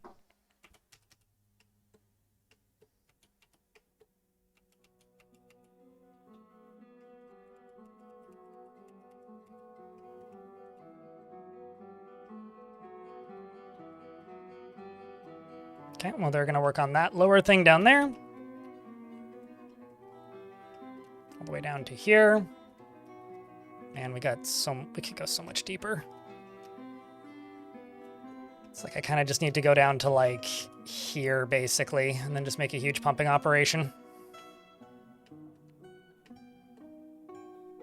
You know nothing about Minecraft, but that makes sense. Well, you can make obsidian in Minecraft, and obsidian in Minecraft is a lot, well, there's a lot more reason to make it. It's just, obsidian functions pretty differently in Minecraft than it does in Dwarf Fort.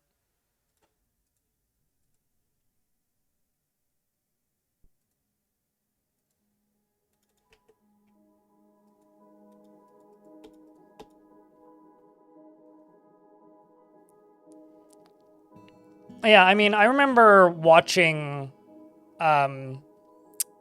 what's his name? RNG 3D print a fortress back in the day. And it took him like a year plus to make that fort. Granted, he only streams like once a week, but still, it was like easily 100 streams. I think at the time he was doing twice a week, but...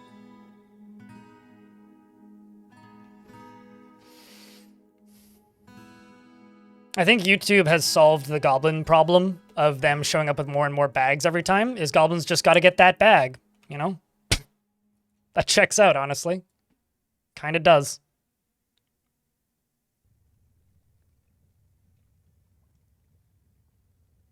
Yeah, maybe that's it. Is like people just associate obsidian with like being unbreakable.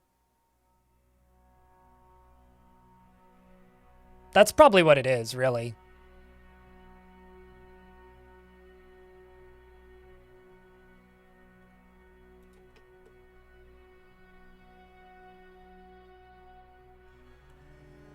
This is my baby bag, Austin Powers voice. Oh, Austin Powers.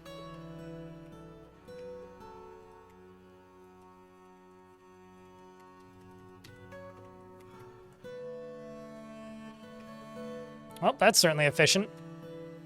But this is still filling faster than I can drain it. Will it let me dig along here? Yeah, it will. Will it let me build them that close? Yes, it will. Okay, so I think what I need to do is this. I need to deconstruct this guy. And I need to invert this. That's what I need to do. That is, in fact, what I need to do.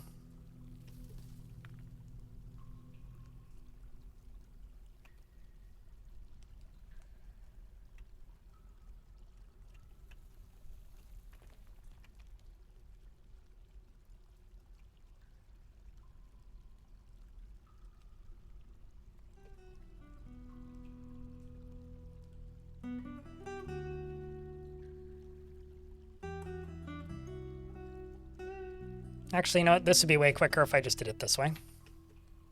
I just want the build process of this to be not super slow.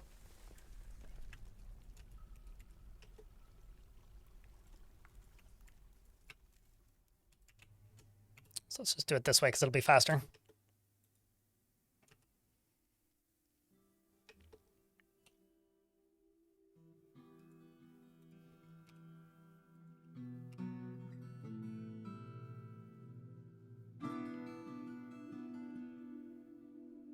Just let you win, please. How many are you investing? 5? Be big money, baby. You got this. I have faith. Don't gamble in real life, kids. Only bet what you're willing to lose, as they say. Something greed.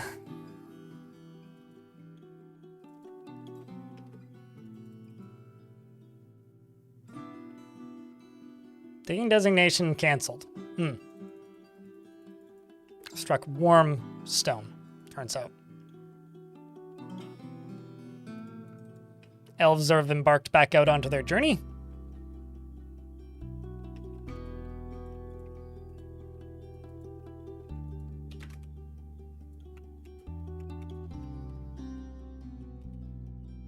Let's do floors too.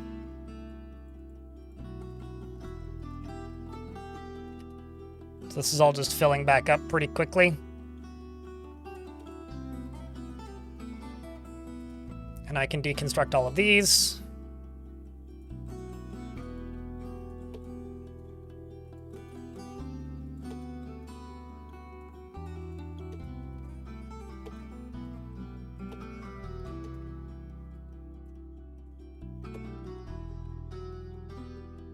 So I think I'm going to go all the way along basically here to here. It's going to be what I'm going to channel out, but I'm not going to do that just yet. We're going to deconstruct these wall pieces first.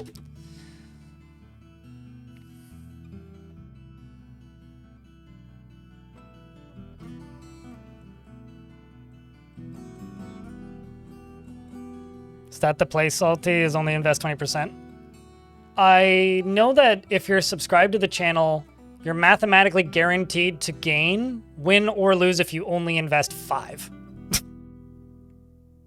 I know somebody who, I know somebody who used to frequent this stream a lot, who only ever bet 5 and ended up, like, top 2 in the leaderboards after about 6 months of consistency. So, for if that means anything to you, that would be my recommendation, is to only ever invest 5.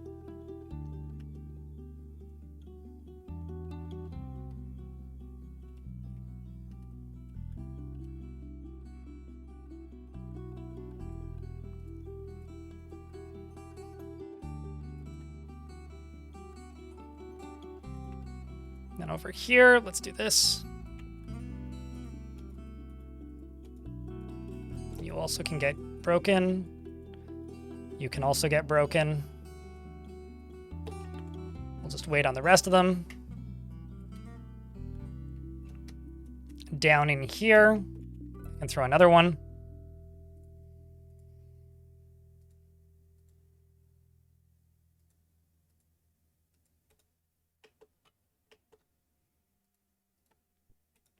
That's Gabriel floor.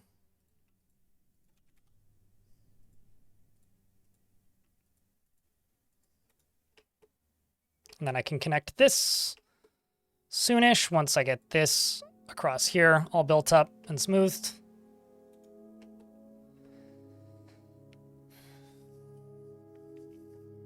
There you go, Disco. I mean, totally, Disco, yes. But came in last minute and walked out rich. I mean, there you go. Small but steady. Just like stone, see? 117. Tiny Hippo's the real winner of this one, though. You play big. Play big, lose big.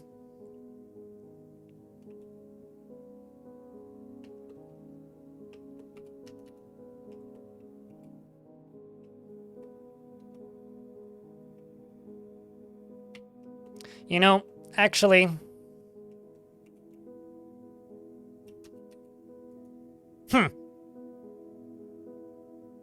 This could actually work here.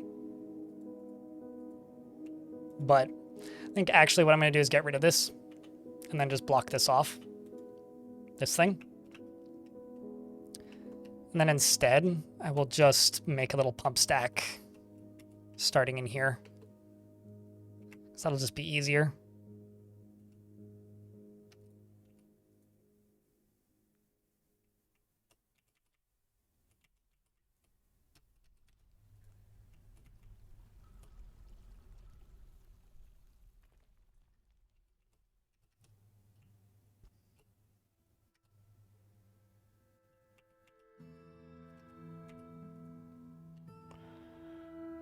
It'll just be easier to do it this way.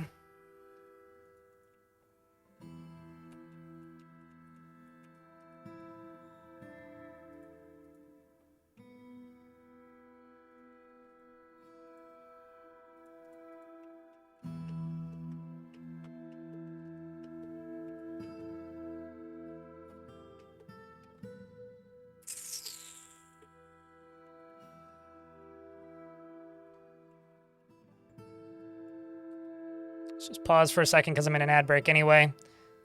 And we'll just run it back to over there.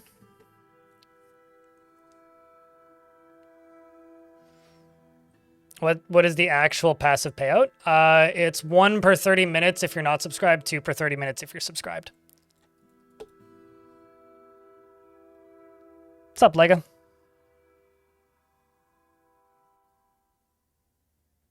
But anyways, how you doing today, Lanix? Hope things are good.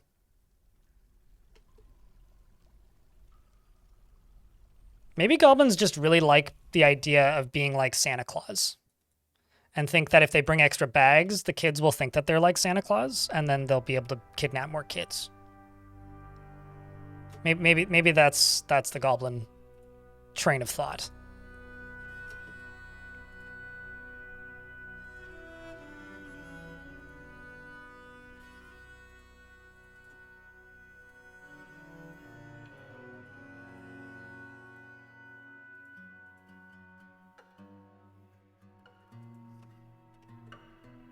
I'm just doing this while ads are running. Now they're done.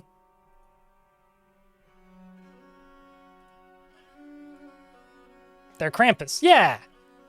Actually had a mod once that made goblins into Krampus goblins and dwarves and elves into Santa's elves. So you could play as goblins or dwarves in that, or elves in that mod, and it was it had some neat things going on, like you could make candy canes, which were weapons. They weren't very good. And other silliness like that. This was a while ago, though. It's back in the version 47 days.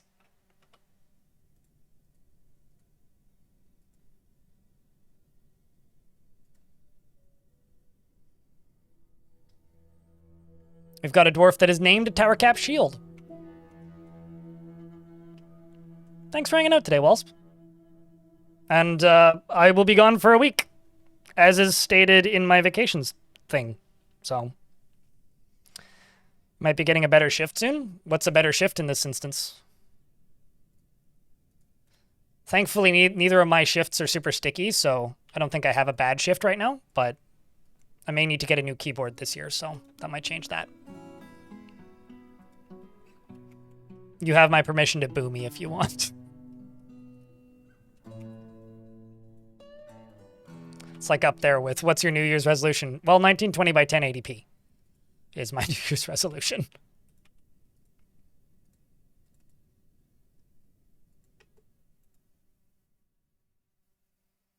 Your shift is a sticky key, rip.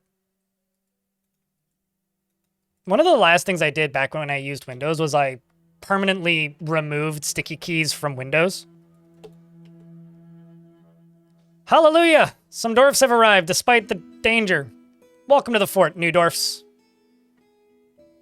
I think these new dwarves deserve a round of beers. Just throwing you in because you already have some skill.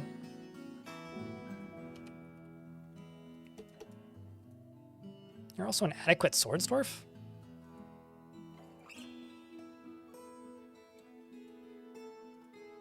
Whenever I see dwarves with like a bunch of kills show up, I always wonder, it's like, are you... Did you come from like a trade caravan? Because they often have some fighting skill, but they don't have any kills. Interesting. Also got a stray piglet. More dwarfs. Ooh, you're actually a good doctor. Hold up. Just gonna quickly go chuck that dwarf into the, Yeah, you. Although you're an adequate diagnoser, so let's give you that.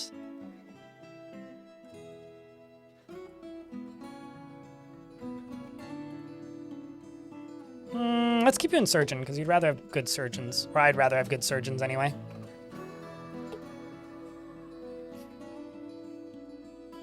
Good night, Zalvi. You sleep well. I kind of wish I could sleep better. It's been a rough week for the sleeping for me.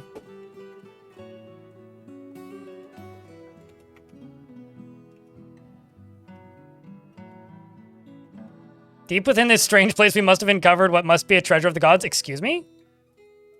Oh. Welp. This is a faceted metal spear. All craftsmanship is of the highest quality. That is very lucky. Because I could tell one of my dwarves to go equip that. Assuming they even recognize it as ours. Which I don't think they do just yet. Well, that's cool. Yes, it's a shame it doesn't have a sprite associated with it, but still cool.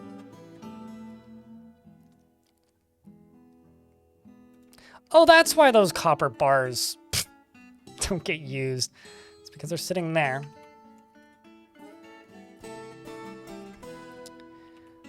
Well, the problem here now is we're kind of, I guess, not kind of, bit SOL on the route that I was digging up to here, through here, so we're gonna have to go around this.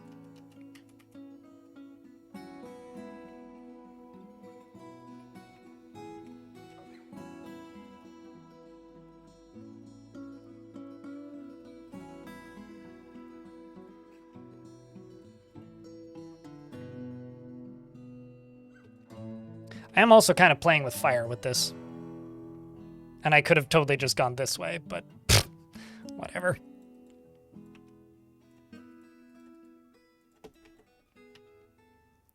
Okay, so this goes all the way down. And all the way down to here. So I'm going to have to build this down one layer and then construct right here. So what I think I'm actually going to do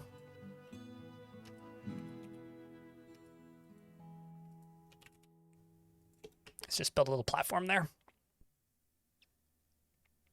Could have been horrible. Could have, but wasn't. Thankfully. And I'm also happy that I'm up to 70-something dwarves now. It does make my life a lot easier at this point.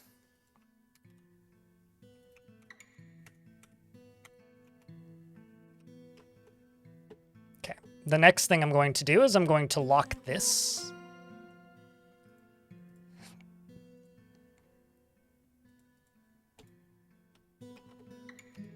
And I'm going to actually channel all of these out to here. Although there's too many dig channel jobs and they're all like priority 1, right? So this is actually going to take a bit. Okay, you're going to go dig a channel now, which is good.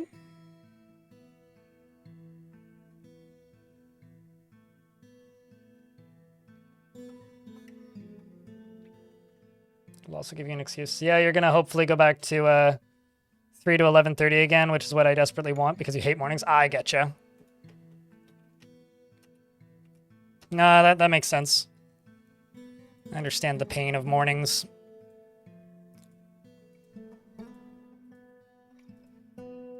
The next thing we're going to do is we're going to get this thing constructed, because when this is constructed, this will then pump all of this out, and we'll see if we can maybe get this upper area to drain. That's kind of my hope.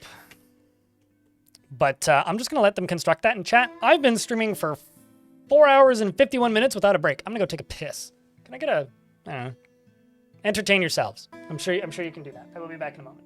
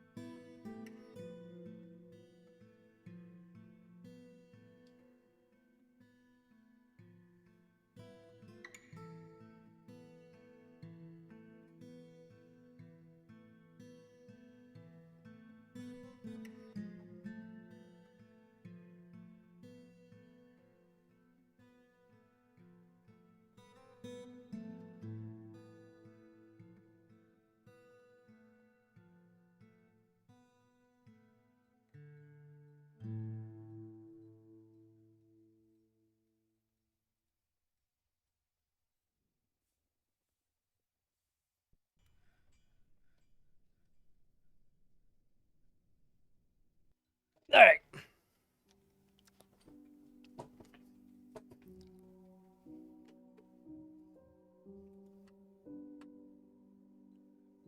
You know, I'm part of why the ducks command exists. This is true. You are. And my mom is to thanks for the, I don't know what you're talking about. Sapphire ribbon. If you're talking about that adventure mode video series, no, it's never going to continue. What? I'm just trying to get caught up here.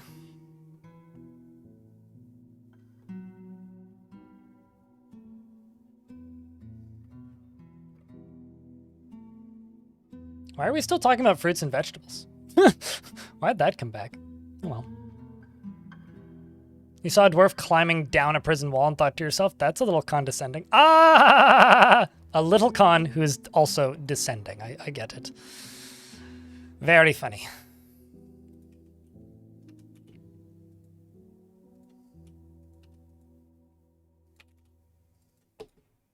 Why is there a sheep down here?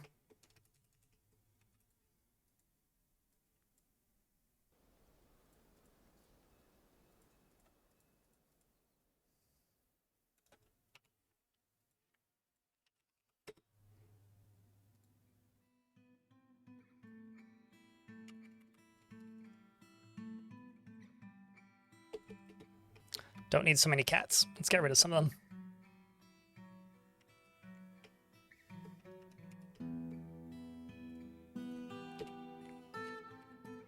Got so many construct buildings jobs going on. Let's just follow one of them.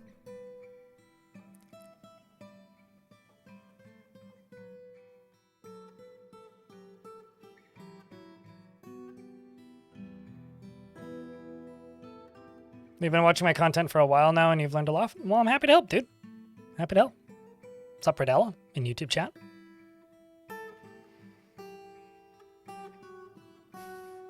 Yeah, I don't know. At this point, I'm just kind of twiddling my thumbs until the next major patch for Dwarf Fort. I tend to get that way after about 3 months between patches for Dwarf Fort, where it's like, all right, when's the next one coming? Just waiting for the next one now. So that's all I'm waiting for now is the next one. Just need that next one. I'm very much at that point now. Okay, so which direction do you go up top? You can go this way?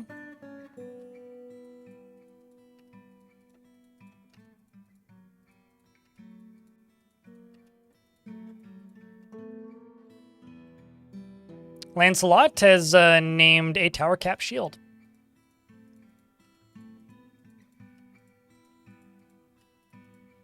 Actually, I shouldn't be doing this in doubles. I should be doing this in singles. Although, maybe I am doing this in doubles. I don't know. Then I'll need to expand the construction zone up top where dwarves are going to get stuck.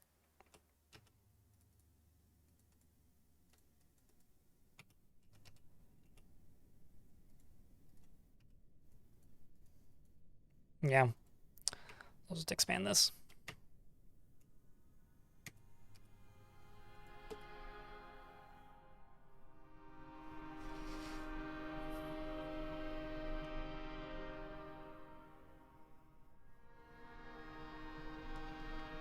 Yeah, let's just do the 1/2. Just be easier that way.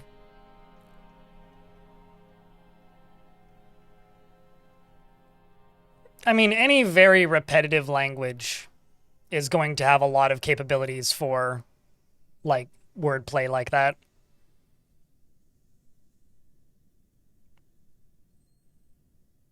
Making them safe? I mean, nothing that isn't particularly self-explanatory. Like, how do you make the caverns safe? Well, the same way you make the surface safe. You kill the things that are threatening and avoid the things you don't want to deal with. So build walls, build a front door, build traps if you need them, build drawbridges, have a squad set up ready to fight things that come out of them. I mean, the cavern invaders have been removed from the game, which is probably for the best. But won't be re-enabled until they've been reworked, so that threat is just gone. So I don't think it's not that the caverns aren't threatening, it's just if you have some basic game sense for Dwarf Fort and know how to play the basics of the game, you're probably going to be just fine figuring out how to defend the caverns. I don't really know how much to say outside of that. Yeah, Tarn was ill last month and didn't really say anything, which is fine, but stuff's unfortunately going to take a little longer, most likely because of that. Because Tarn was unwell for about a month. Glad he's feeling better, though.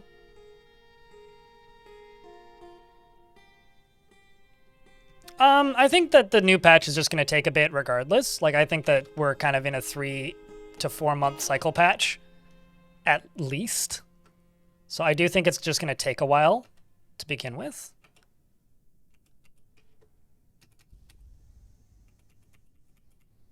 Let's see if we can make a noticeable dent up here.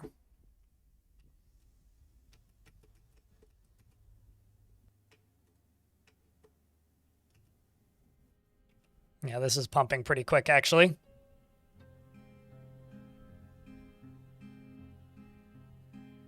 A canal? This canal? I mean, it's very underground Venice, but I suppose.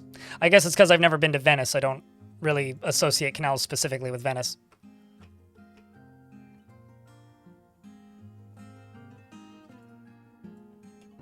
I'm specifically using the wooden parts for this.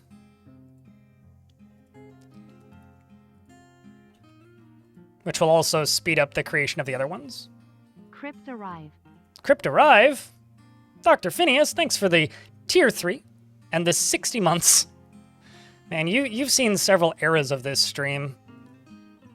Thank you much. Appreciate you, dude. Thanks for everything that you do.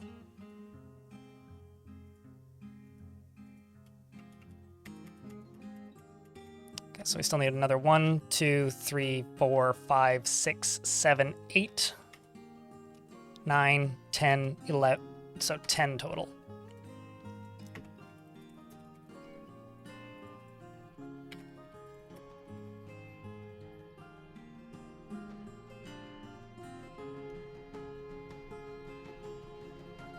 Let's just do it.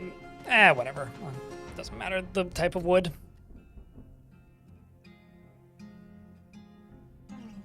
The Venetian Undercity? Is that like something from what's the word? The world with in Sunless Sea, like the Untersee and all that? Venice Below or something?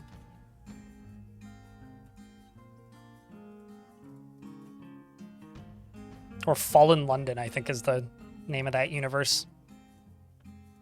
that I'm looking for.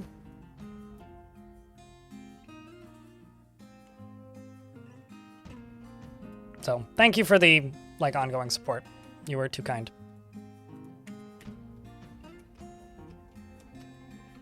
Okay, so we can't really make a dent. This is a bit redundant. I'll use these pumps eventually, but for right now they're a bit of a waste. Okay, then up here, I can also cut out you, and not you.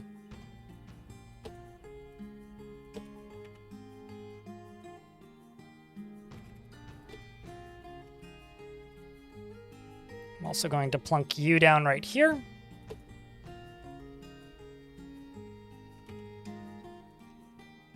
And I can go into here and go screw pump.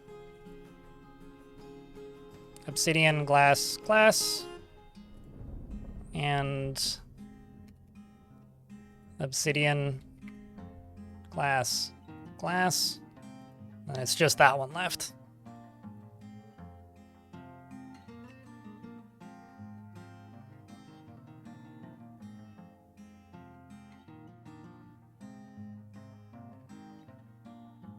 I don't get it, but okay. In regards to what Venetians were like in the Middle Ages, I don't get it at all. I feel like there's a joke in there I should get, but I don't. This game confuses you mainly because you have fun with it, but you don't know how to do anything correctly. That's what's fun about it, or part of what's fun about it. I mean, Dwarf Fortress is a game about a game that actively tries to orchestrate your failures, right? So part of the reason, or part of the fun of Dwarf Fortress. What? Oh, geez.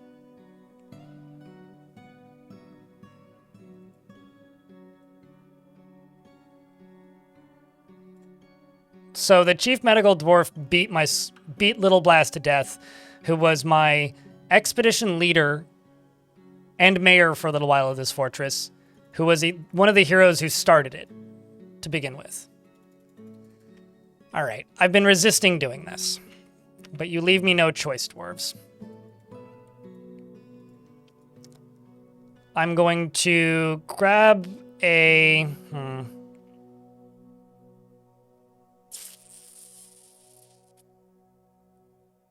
Let's go with Chrome.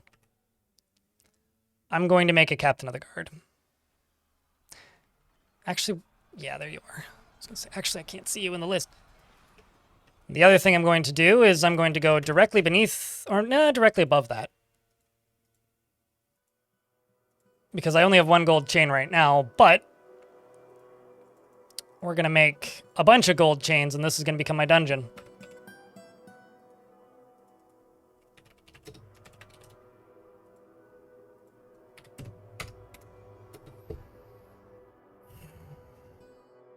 Hippocratic death, indeed.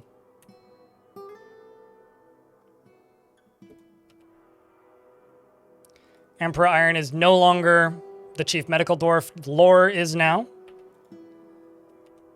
And I will interrogate Emperor Iron because this is a good opportunity to do some interrogating.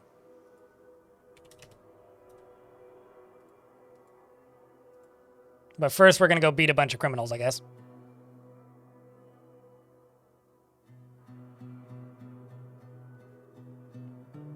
Also, Cog, the Weaver, has been found dead.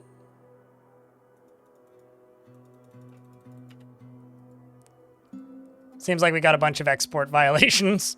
Oops. I've been picking away at them for a while, enemy.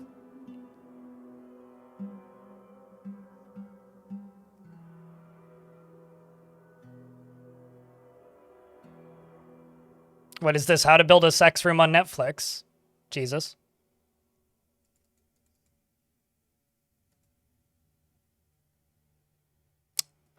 Well, there goes another one. Looks like we've got one kill. Exhilarated after punishing somebody with a beating. Well, at least you love your new job.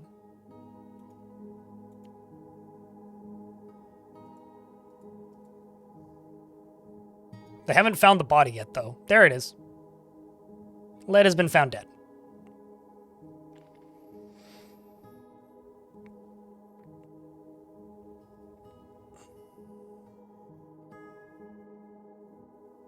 I mean, I kind of have a shortage of dwarf puns. I actually had to think about them. Or the one I made I had to think about for longer than I should admit, so...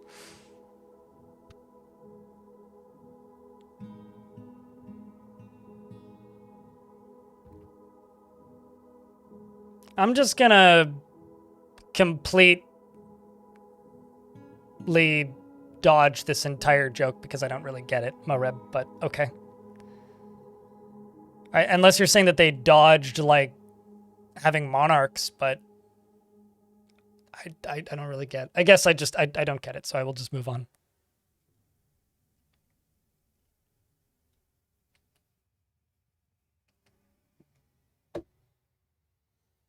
Why would you miss me? It's not like I'm going to die. I'm just going to go away for 10 days and, you know, go outside for a bit and actually have a vacation. I'm still a little perplexed by the one person earlier today, which I think this was a joke, but they just said, Blind is going to, or rather, oh, you're back. I thought that Blind left to go stream on Kick. It's like, so I didn't stream for 4 days, and that means I've left and I'm streaming on a different platform that, like, likely nobody would tune in because it's a very, very different platform with a very different audience that you'd all have to go make accounts on. I don't get that. Like, I presume it was a joke, but it just kind of doesn't factor to me as a joke because I don't get where the joke comes from, really. Waxcraft, but I've got so much fucking wax. Excuse me? Like, all of this is wax. Oh, probably because I need to press it. That's probably why. Nope. Requires liquid container. I should sell all of that wax.